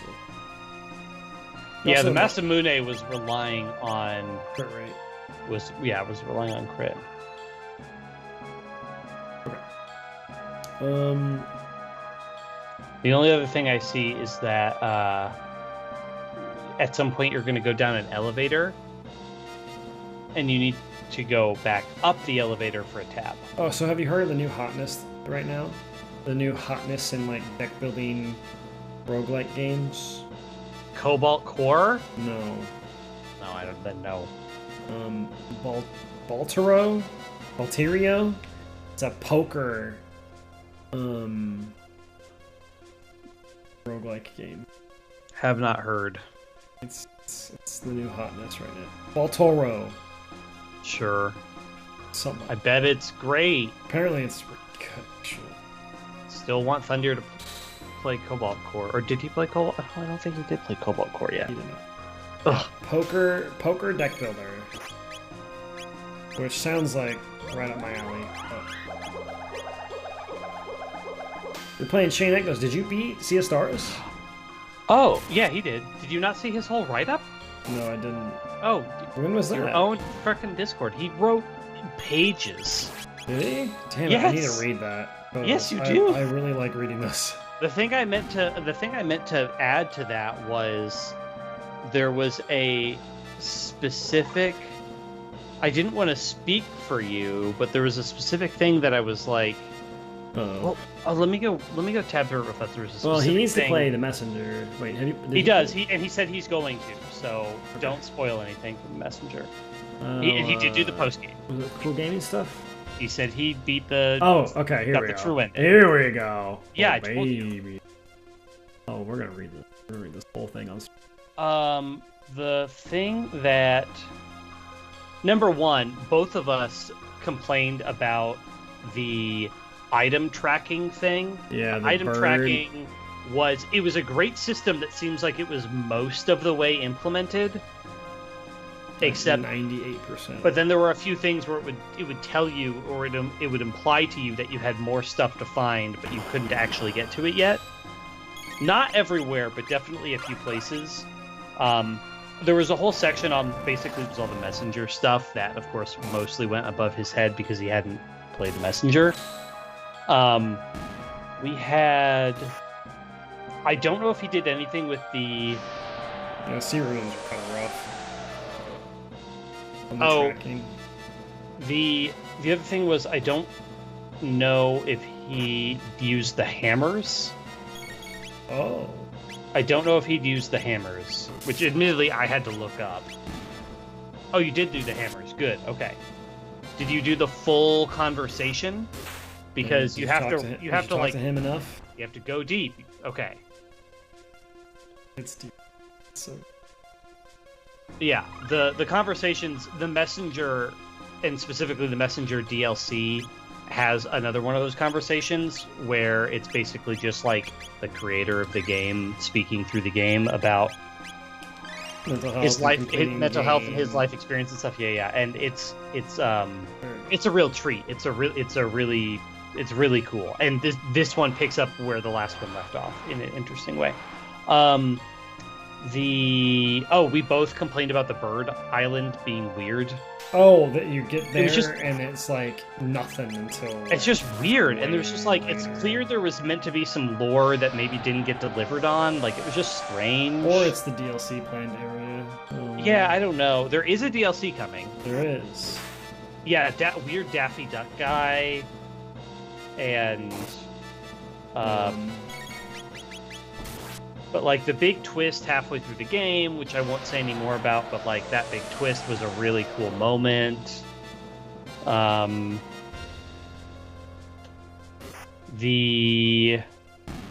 Oh, interesting. The whole like not need to struggle to grind stuff. I didn't feel like the game was hard. But I was able to hit the defenses. I never grinded ever. Yeah, I didn't need I to just grind played at the game. all, but I just played. I would feel like, though, that if I didn't do the special attacks and do the special defenses and stuff, the game would be significantly harder. Yeah, if you didn't in do theory, the defenses and stuff. the game, well, yeah, the game in theory tells you don't need to do that stuff, which I suppose if you didn't do that stuff, maybe it would be hard. But if you're competent at the locks and stuff, Then it's not pretty that simple. bad. Yeah. I lost a couple of boss fights here and there, but like for the most part, I first tried everything. I really like the post game. I really like the way they handled it. Oh, the relics, I mostly didn't use them except Yeah, for I didn't touch really them at basic all. ones. I think I used some of them default to being on, some of them default to being off, and I basically used whatever the default setting was. So like one of them made the fishing game easier, and I was just like, whatever, I'll just. I make didn't the want to fishing game mess with easier. any trophy at all without Yeah, doing a relic, so I just didn't on my first playthrough. yeah. And the only thing stopping me from getting 100% in that game, and also stopping Joe, is having to go back with the relic Yeah, and do that whole thing. the one where you have to do the locks or you lose, basically. And it's like, oh, but there's no boss rush to the game, but you have to beat like 7 bosses for it to be. I used that one to learn the timing of specific moves, and then I turned it off. Like, there was one move I just could not figure out. I turned it on, figured out the timing, and then turned it back off. I never used it. Also, the OST is in fact really good, and I did buy it, and I listen to it regularly. It's very good. If you buy the OST, you get all of the daytime and nighttime tracks, and there's also a full album of just the pirate songs, which is really good. Oh, the skill pool thing. I can get that. I can get behind that. Some bosses felt like extremely hard to do the thing, but that's okay. I got over that. Like, my whole thing was like, yeah, they're not gonna get a turn, but then like the game would be so goddamn easy. Yeah. If I could just lock out a boss, that they don't get to do a turn, because I fucking would. The kick is the thing that did that for me. Yeah, the ebb, I don't know what you're talking about. I clearly did not use that move as much as you did, because... Which one? Reshan's ebb move. Which one is that? Is that his heal? I think it's the one that gives you, like, guaranteed lock hits. It doesn't care what this... He, like, gets to just break locks no matter what. Oh, yeah. That was good. Something like that. I barely used that one. It's a dual tech, though, I thought. I don't know what it was. I clearly did not use it as much as maybe I could have. The Archives theme, by the way, was by far my favorite theme. Oh, I love the Archives music. The Skybase is really good. Yeah, the Garl's theme is really good. I mean, all of the music is really good. I can kind of see the point, though, where it's like, you only have you only have one of each character for a little while to do one of the locks. And it's not for a little while that you even get some overlap, and even then it's way, way later in the game where pretty it's not early, as important. So I can understand how that can be a major complaint with the game, of not being able to, not necessarily not being able to do it, but being more limited to do it, because you have to have each character to like do their one specific thing, and that's it. There was at least a couple sections of the game where you just straight up don't have the stuff you need to do the locks. So pretty frequently you just like can't do the locks. It's literally impossible. Yeah, and that's as I said, I think it is meant to like show you how that stuff is going to be done, so that you're not just like locking boss. Yeah, it would be trivial. I think that's what they were going like for. the secret last boss thing. He barely got a turn. Yeah, I beat him. I wouldn't say it was easy for me, but it also was not. I don't think I was ever at risk of losing. It was pretty easy. I got to a point where like I had this perfect rotation where he was getting dicked on. Yeah. I had more trouble with the mini game as part of the boss fight. Yeah, I thought he was really easy. I really loved the last part of him, his final form thing, the little bullet hell. That was awesome. That was the one where I like almost lost. I almost lost there. I didn't actually lose in the fight part. It was such a good. Uh-oh. The Prophet is concerned. Shala is down. It's too dangerous to continue. Mother! Don't stop, Shala. Oh, we've only a little while to go. I don't think you're gonna get immortality, girl. I don't think you're gonna get that. So I'm gonna read a couple. Yeah, the kick to delay a turn.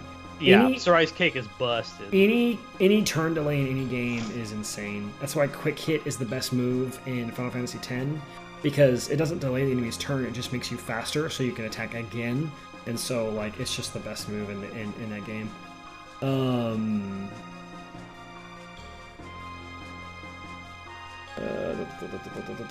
Okay. The fake level up mechanic has a few points. Oh, I like the level up. It's very much like SMRPG. Yeah, but it also doesn't really matter. That's true. He's not wrong. It barely actually has much of an effect, especially because it I alternates like what if you get too far ahead in a thing, it stops offering you that thing. I built my characters a certain way, and I had fun doing that. It was fun. Oh yeah, I had fun. I just it's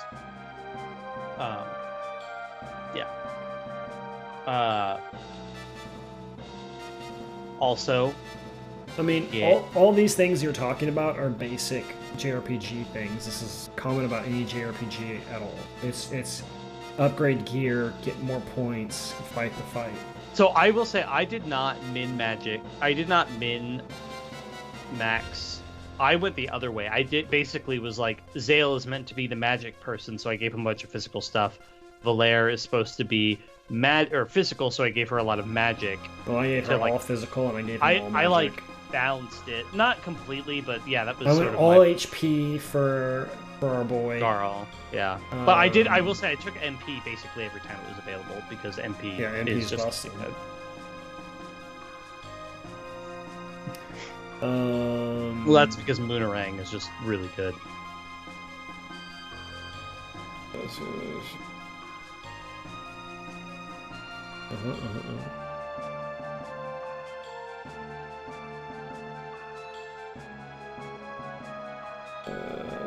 Okay. But definitely play Messenger for sure.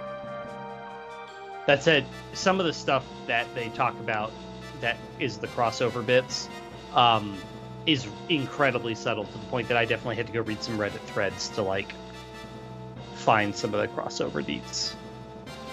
Oh, the fly thing? I get that. Why'd you have to wait so long to get the airship, basically? But it's really common for games in that era that it's trying to mimic to not give you the airship until like 3/4 of the way into the game. That's very, very, very common. Like Final Fantasy VII, you don't get the airship Sid for a long time. It feels like you're playing a significant amount of game with big airship. Yeah. 10 is the same way. You don't get to do any of the exploration and off the rails until the end. So that's pretty common stuff. All these things are like things that JRPG players have been dealing with for so long. That's like common knowledge at this point. So we're like, oh, this is all acceptable. What I expect. So like build diversity doesn't really bother me too much. Because... Yeah, for some JRPGs, they really want you to be able to build however you want. And this game is like, no, these characters do what they do. There's not like a ton of options to make the characters feel the way you want them to. Garl carried hard. I agree. Garl's the best character in that game. I mean, yeah, I really like Bist. Bist is also good.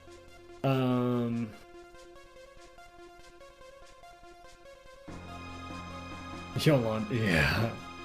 That narrates the first chapter of this game. The payoff. Yeah. The Alchemist narrating an insane Alchemist was an amazing payoff. Spoilers for this game. Jonah, I've already did a whole like podcast over that game. Such a good game. Also, very, very gay. Also, yeah, we're here for fun. We're here for the gays. Didn't expect it. Was nice.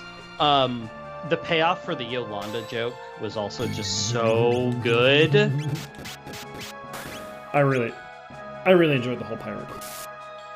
All of them have great fucking Voltrade. The buff boy. Voltrade fucking got me. It got me like that. I like Yolanda's joke. I was like, that's very funny, but I like could have seen that coming. Voltrade, I did not see that coming at all. It was so funny. And then Keenathan was also good, but like, for Graves and Arlena are the two other Sun and Moon Warriors, right? Yes, yeah. Which we can't say much about them. I will say the... Oh, yeah, Yeah, he doesn't know. Well, he doesn't know the two big things. I want you to play the messenger and then come back and rethink about everything you've just typed right here. Yeah. The soundtrack is amazing. Yes. Yes. Oh, what was I gonna say? There was another thing. Hilarious lack of animation, so it looks hilarious. Something about actually. Oh, they have a lot of like the idle like program animations and stuff, and that's like what they'll do. So yeah, okay. The aspect of the game is very good. Oh, Teaks. I love Teaks. You didn't even mention Teaks. I love Teaks. I love Teaks. He mentions Teaks.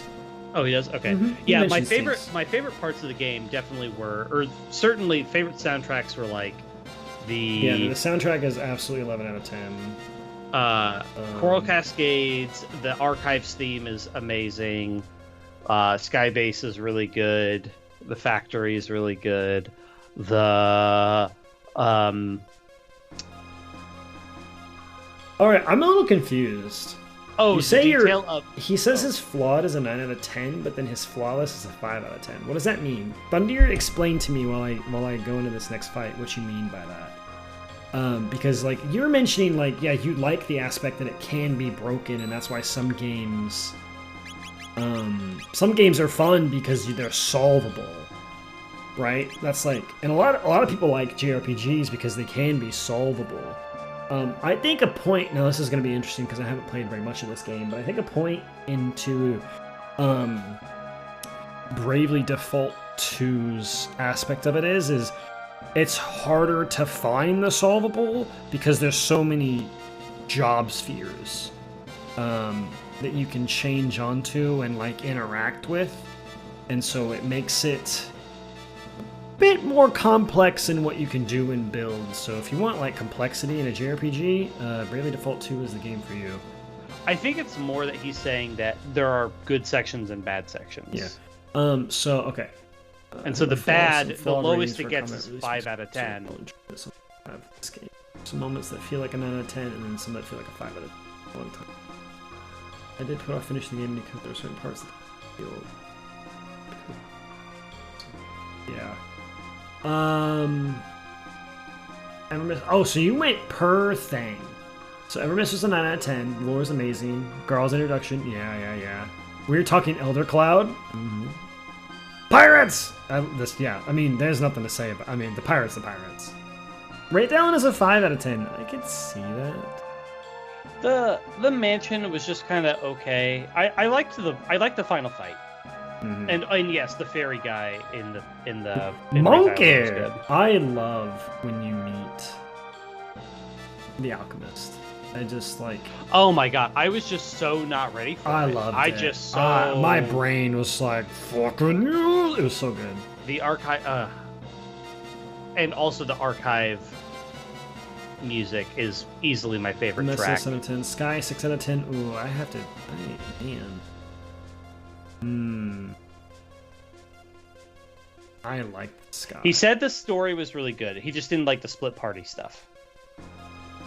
Yeah, Bist is my favorite, but I mean, Bist is so good.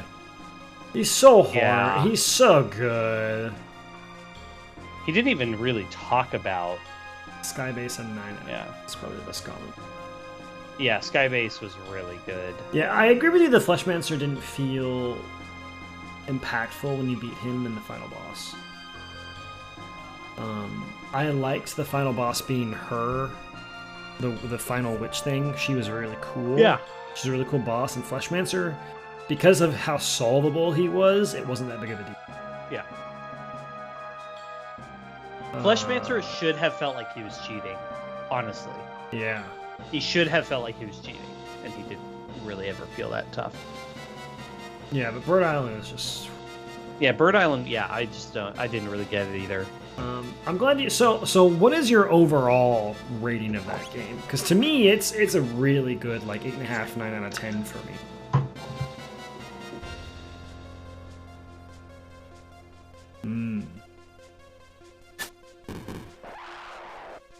I really enjoyed it. After the elevator... we crashed! Oh, no. You just saved, right? You were literally standing on a shelter. Crash. Why did we crash? Why? No! damn it, man. So yeah, what's your overall flaws and all? Because you broke down everything. Well, I had to read it. I mean, and it's related to this game because Sea of Stars took so much influence from this game. 8.5. I'll take that. I'll take that all day. That's wonderful. Yeah. I think that is a deserving score for that game, especially trying to be a successor, or not a successor, but a Love letter. A love letter to a genre that is kind of... Or a spiritual successor. I don't want to say this genre is dying, because actually a lot of JRPG people are eating pretty good for a lot of games. They're just not from the big production company that you're expecting to give you those games anymore. Yeah, so first off, I want to. This is actually something I meant to mention earlier. I think this technically kind of counts as a JRPG, though it's more of an SRPG. I'm actually kind of getting pretty curious about Unicorn Overlord. Oh, the Atlas game? Yeah, I think I might play it. It's Atlas's version of Fire Emblem, right? Yeah, and specifically it's a reference to, what is it called? Ogre Tactics or Ogre something? Tactics. Final Fantasy X Ogre Tactics. Yeah, Ogre Not Final Fantasy X, no, sorry. Final Fantasy Tactics. Ogre Tactics is apparently the one that... So yeah, it's more based off of combat-wise than, say, the tile-based of Fire Emblem, which I don't think it has. But yeah, JRPG, like, the Bravely series is good. It is crazy. All of the Octopath games, all of them being the two. Well, the mobile game technically has its own story, but yeah, really, the main two. Like, Octopath 1 and 2 are incredible. Also, it is insane for a lot of JRPG series. Like, it's crazy to me that the Switch is where you want to play if you want to play JRPGs. I don't know if I feel that way, personally. Look. But I get it. Both Octopath games. You can play the entirety of the Xenoblade series. You can play the entirety of the Xenoblade series on Switch. You can buy Definitive Edition 2 and 3. That's a lot of content. That's an absurd amount of, like, genuinely, really positively, like, well-received games. It's a massively popular JRPG series for JRPG. Like, it is crazy that you can play the entire series on one modern console. A lot of JRPG series don't have that. Excuse me, sir. I would like to introduce you to Final Fantasy Pixel Remasters. We get all 6 Final Fantasy games in their Pixel Remaster form. Well, but those aren't a series. No, they're not. It's a franchise. Yes. But it actually makes it pretty available, which is pretty cool. Which is it is good that it's available. But yeah, no, that and then Octopath. I would love to see a Bravely 1 we got and Bravely 2. News. They also did confirm they're making another Bravely game. I got a tinkle. So you keep talking about Bravely real quick. Ugh, Bravely is so good. I really hope that Titus finishes Bravely 2. Have Joe for a minute. I hope that Titus finishes Bravely 2 because he started it and it is great, but it is also just kind of weird. But it's a lot of fun. Like, I certainly really liked it. So I hope that he does eventually finish that. I would love to see a port of the first 2 Bravely games on Switch. I think you could do it because they don't really use the touchscreen in Bravely very much. Embarrassing Titus stories.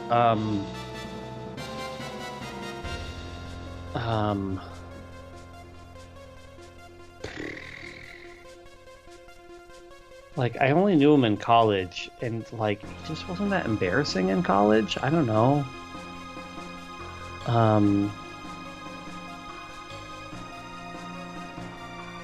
Did he ever do anything particularly embarrassing?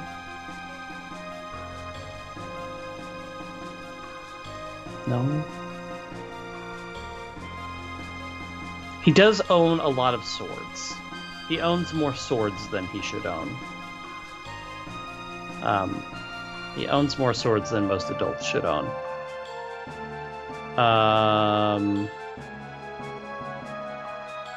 Which I don't even know if he has them anymore. I think he said he may have lost some of them. Which I don't know how you lose swords, but whatever.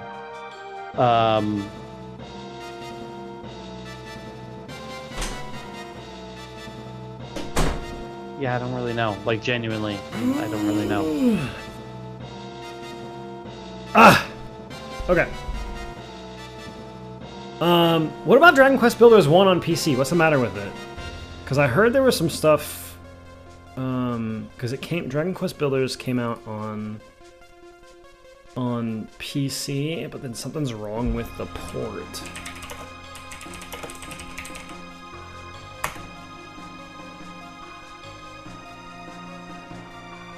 There's Dragon Quest Builders 1 and 2 demo.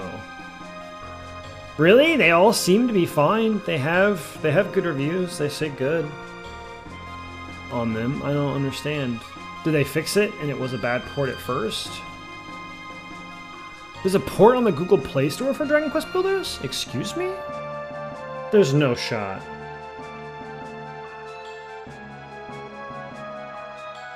Oh, right. We will have some gaming news. Oh my god, tomorrow, there is. by the way. No. There is. It's a $28 port. Oh!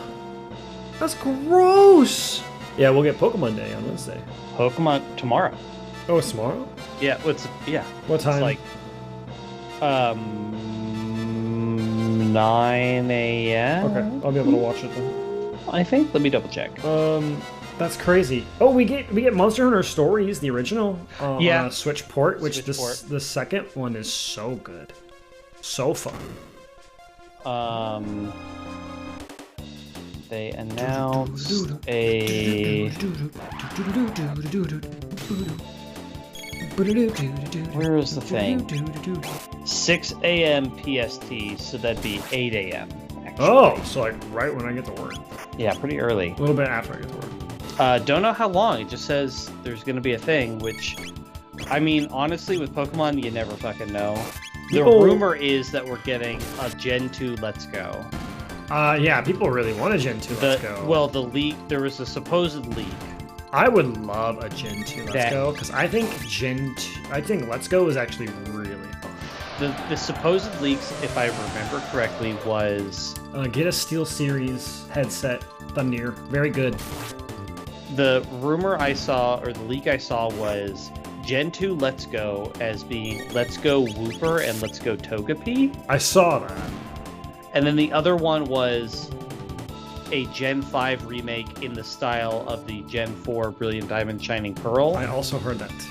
Which would be given that those remakes they were not received well. Kind of surprising if that's what they wind up doing for 5. Ultimately, 5's a better game than 4. Like, hot take, Black and White are way better than... Like, Diamond and Pearl are good. Black and White are actually, like, they're just better. There's some really cool stuff. So, I would think I would appreciate Gen 5, and I enjoyed my time with Brilliant Diamond and Shining Pearl. I understand why people didn't like them, but ultimately, I thought it was a fun way to make those games 3D while also... preserving the tile-based mechanics, because all the previous remakes, Gen 1 and 2 stayed 2D, and then Omega Ruby Alpha Sapphire went the X and Y route, which was 3D, but like not quite. So this was the first one it still felt like a 3D game, but preserving the 2D like gameplay elements. So I like the stuff they added in Brilliant Diamond Shining Pearl, but I understand why people didn't really like them that much.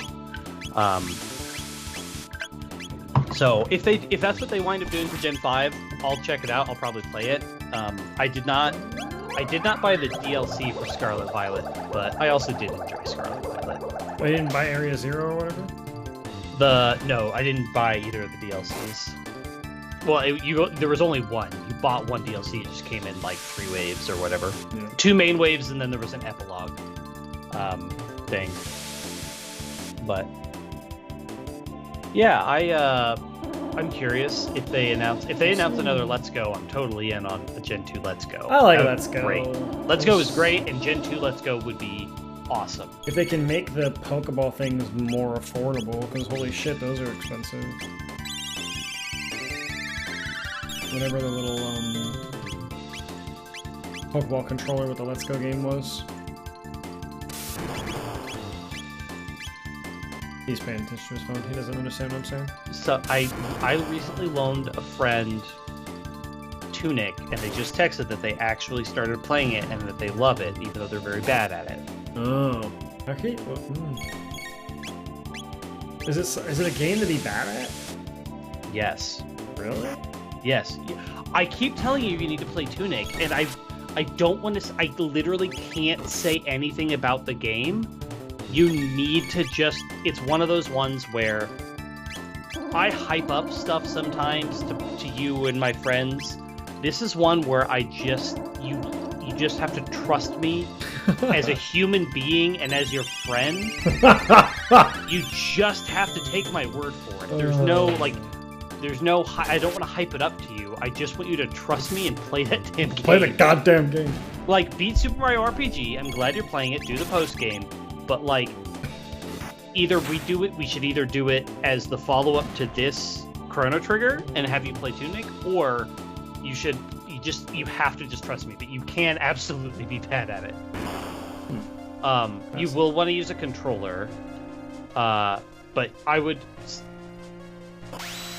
think you could go either way. I think you could play it. Oh, you need to ride that elevator back up for a tab. Where the fuck do I gotta get a tab from? You gotta go back up the elevator. This thingy says... I better not to fight shit again. You probably will.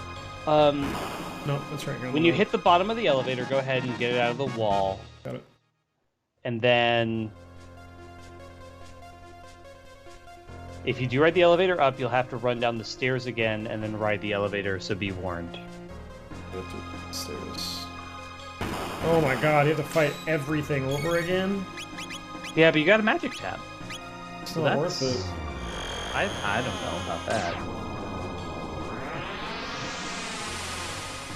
Oh, bright. Lumiere just kills everything, so... Luminaire, not Lumiere. Yeah, it's the candlestick in Beauty and the Beast. I don't know why I blanked on the name of the goddamn show, but I could name the stupid character. I probably should rewatch Beauty and the Beast one of these days. My brain it was my works like. in some ways. It was the movie I watched as a kid. A bunch. Yeah, I think my dog needs to movie go of out. choice as well. You want to go outside, buddy? I think you do. You're tooting in my room. I think you want to go outside. That's a farty dog. They have both been farting like crazy. I don't know what it is. Both of our dogs have been tooty dogs. It's the weather. I don't know. It's probably just their food and just like their dogs. But like, man, it's been noticeable.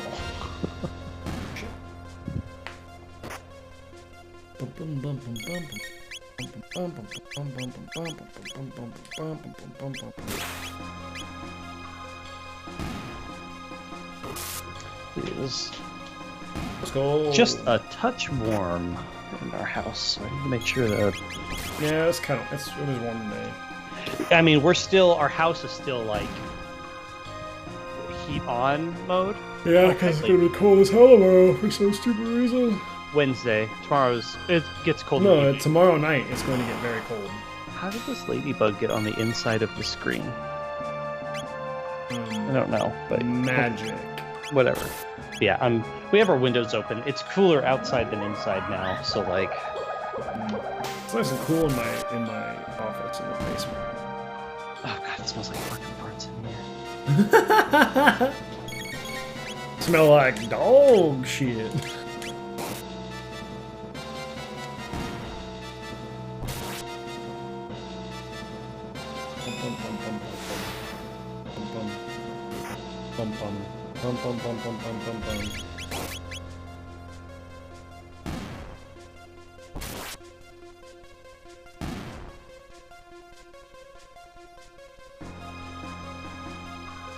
Okay. Oh man. So you gotta run down the stairs. And we gotta do a boss fight, and then it's just like boss fight, boss fight, boss fight, basically. I think we could do it though before we end the night. I need to pack. Oh yeah, you have stuff. Yeah, I'm in Salina tomorrow into Wednesday, and I'm back late Wednesday night.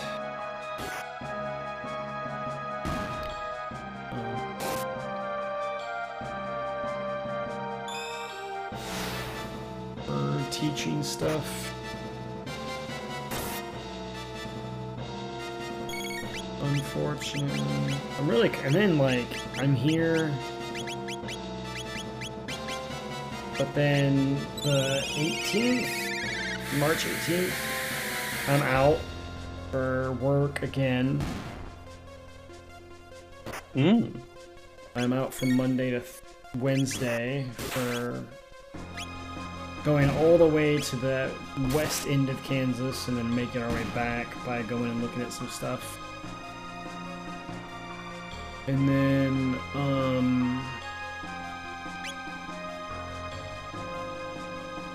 April? I am not that far. I'm not thinking that far ahead. April, I'm traveling for work again. I have a vacation coming up into March. June, I'm taking vacation. It's just a lot of travel. I'm kind of tired of it already. I just got back from Houston. It's like, alright, gotta fucking Salina to teach a bunch of people who just want to do their fucking job. What the? What? I just hatched a Pokemon in Pokemon Go that is normally a region exclusive that I can't get. Lucky you. Did they change that? Maybe. Oh, they must have done as part of the stuff this weekend. It appears that they changed. They made some region exclusives specifically available because this egg, you can see. I do have to fight all these fuckers again. You can see what the eggs hatch. No, Thundir, it was obtained locally, but during the event this weekend, they did a bunch of interesting stuff for Gen 4. I hatched a Pachirisu, which is normally only obtainable in it's like in Russia or something like that. I can't remember exactly where the region is on it. But you can also get Chatot and Carnivine, and Carnivine is like Gulf of Mexico, and Chatot, I don't know where Chatot, it might be South America, but I have another one that I'm gonna hatch, but that's just crazy. I didn't realize, if I had known that, I maybe would have tried to get more of these eggs. Because the other eggs I have hatch some stuff, but not that. I just wasn't expecting it, so like, yeah, just like a big surprise there. Oh yeah, I know. I'm in the. Most people that played Pokemon Go are not playing Pokemon Go anymore. Like that's not a. I don't think I'm in the minority, so to speak, but there's still plenty of people that play it, but. I've been enjoying it, and like I said, this. I'm stupid. I went out instead of hitting the button again, so I just wasted a bunch of time. But yeah, no, I wasn't expecting that, so that was just a surprise.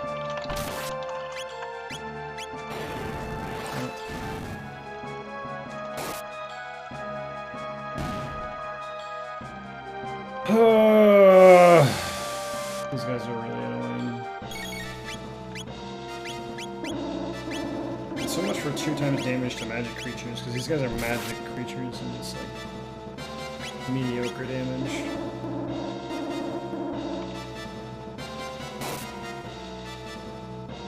Yeah, these are just the kind of Pokemon that I would have assumed I just never would have been able to get outside of events, which that's like the whole thing, but yeah, I don't know, just like I said, still just made me do a legit double take, because I was like, what? I didn't think I could get that. But the whole thing, the event this weekend was Dialga Palkia stuff, so they had time and space. So there was a bunch of Hisuian Pokemon, and then also a bunch of Pokemon. They did do some region-exclusive type stuff. Nothing as crazy as that, but... What? No, god damn it. The whole thing was time and space. That's not the one I hit. And I'm just gonna fucking auto the rest of it. This is too I mean, it sounds like we need to get to the bottom of this elevator and then call it there. Because it is 2 boss fights in a row directly into story and cutscenes. Oh shit, did he just learn Cure too? Oh, really? He does. Oh, wow. And Frog Squash. Need a lot of TP, but... See, this is why we need to make sure we rotate people so everybody's getting their TP. Because Ayla's probably done by now, is she not? She's not, no. Oh, okay. She's gotta be close, though. Kick. She's close, 285. On that one, which I can see if she has more beyond that. I think that's her last one. But yeah, after this area, we probably should drop Ayla. Probably a good idea.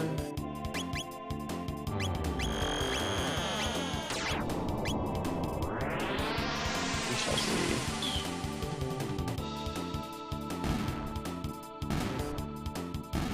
That move is so insane. Luminaire. Yeah. Yeah. Just such a good...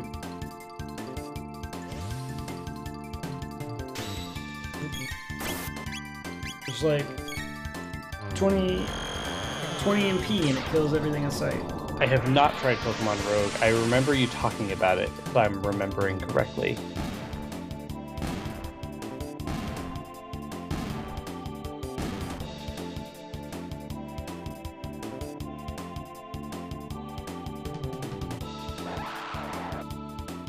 This is the one that I didn't want to do. This fight is going to be annoying.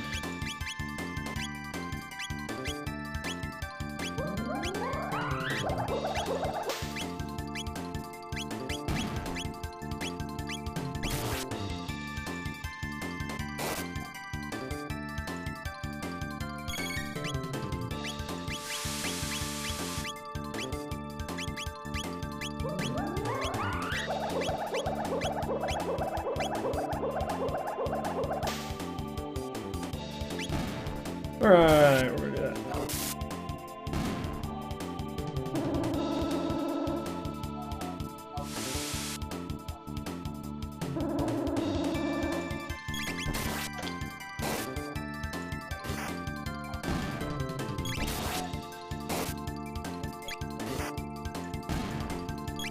Yeah, but you're really into the competitive side of the Pokemon stuff where that shit go crazy.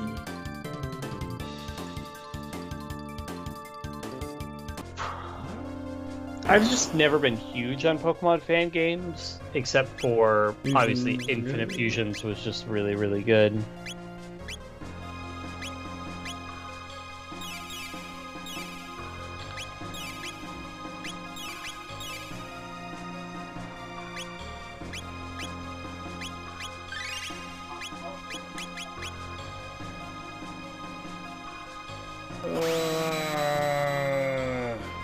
Oh, did you not get to save?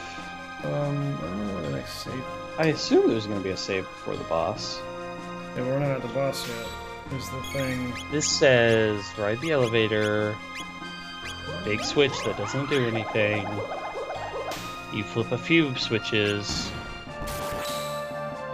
Oh, there will be a save point. And the save point is directly before the bosses. Yeah, we'll go.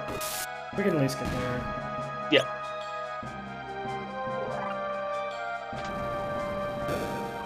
There's one switch. Bum, bum. What the hell is the big switch in the middle? I don't know. The text on the guide was like, it does nothing. So I don't know. These two switches open a door.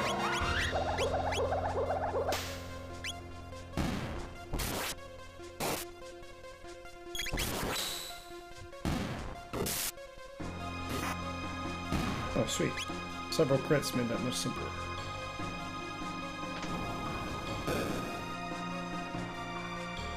Alright, door is open.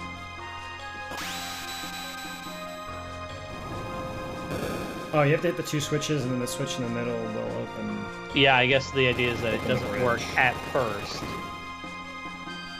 Opens the bridge after you've had all the switches done.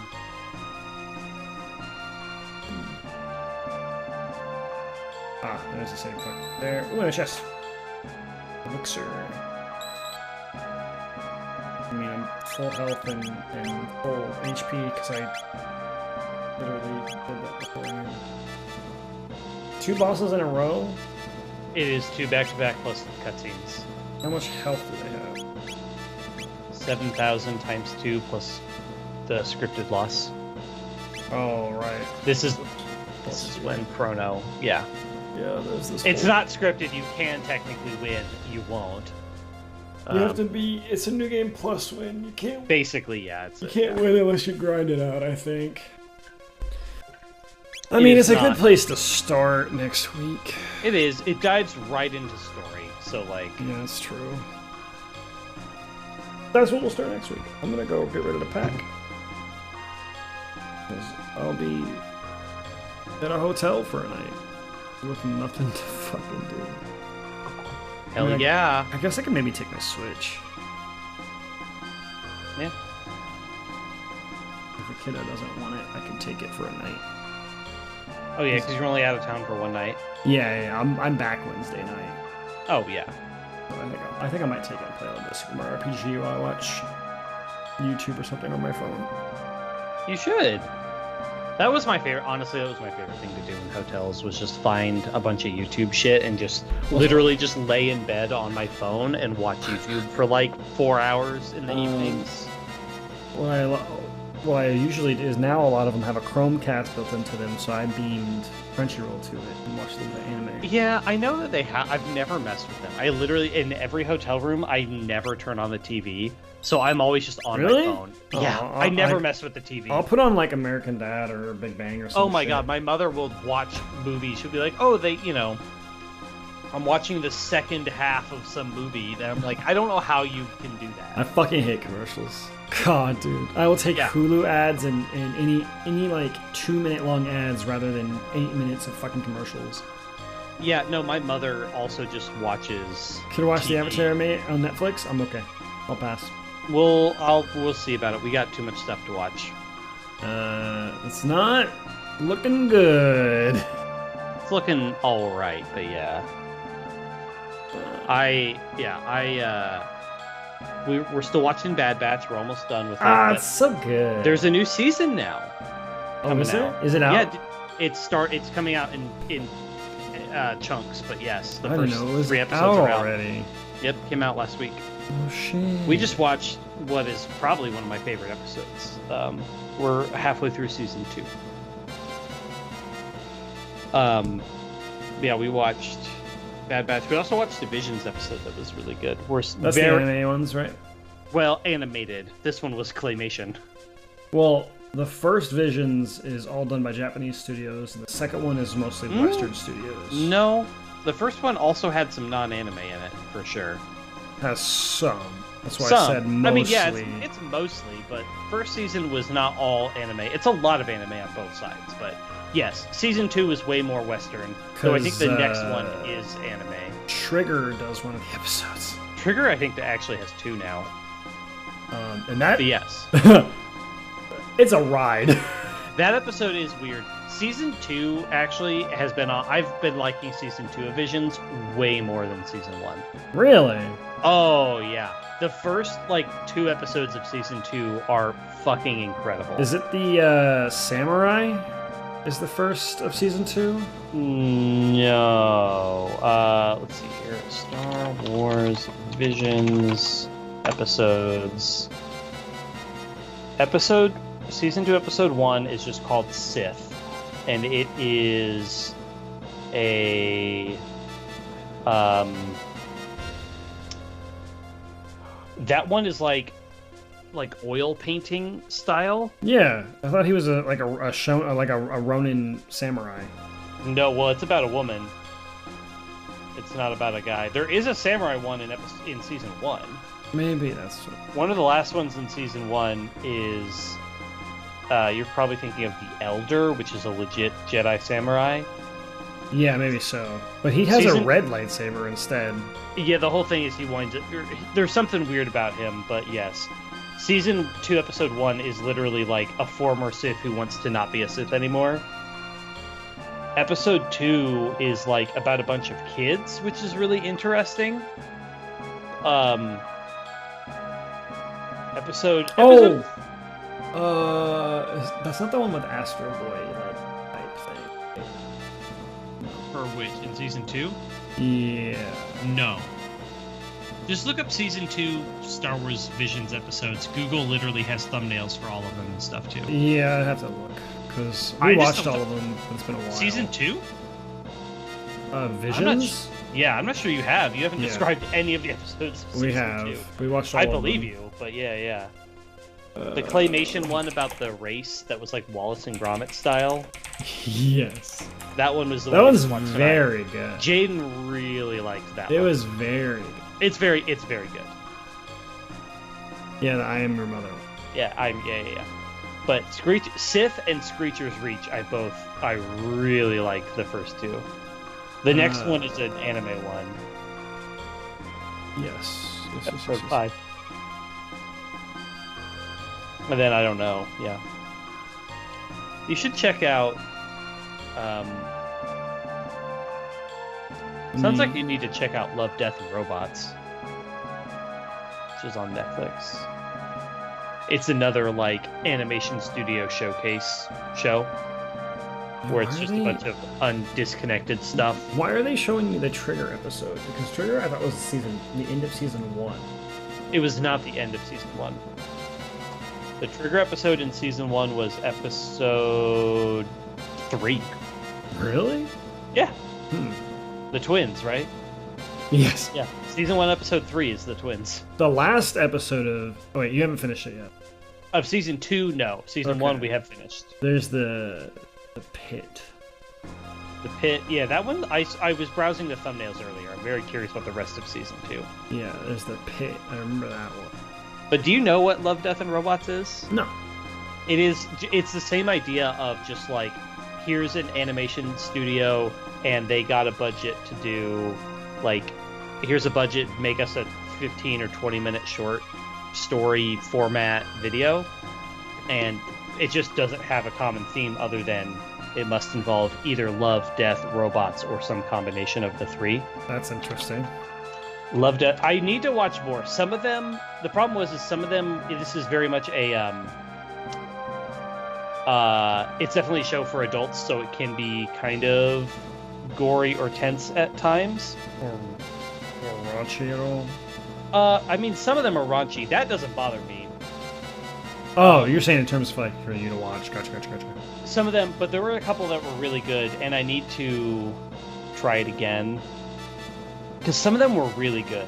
Also, did you watch do you guys have Max? No. HBO Max? No. Oh, okay. Because I did watch Scavenger's Reign. Nope. And that was really weird, but very good. I didn't know what to expect with it, and it wasn't what I expected, but it was good. Nope. We don't. We need to watch Loki is what we really need to watch. Yeah, so here's some of the things that have been in Love, Death, and Robots. There's one where, like, there's somebody witnesses a murder and then tries to escape from the murderer. There's one where, like... Speaking of murders, we need to watch all the murders in the building. Farmers have, like, mech suits to fight off aliens that threaten their families. You say neck suits?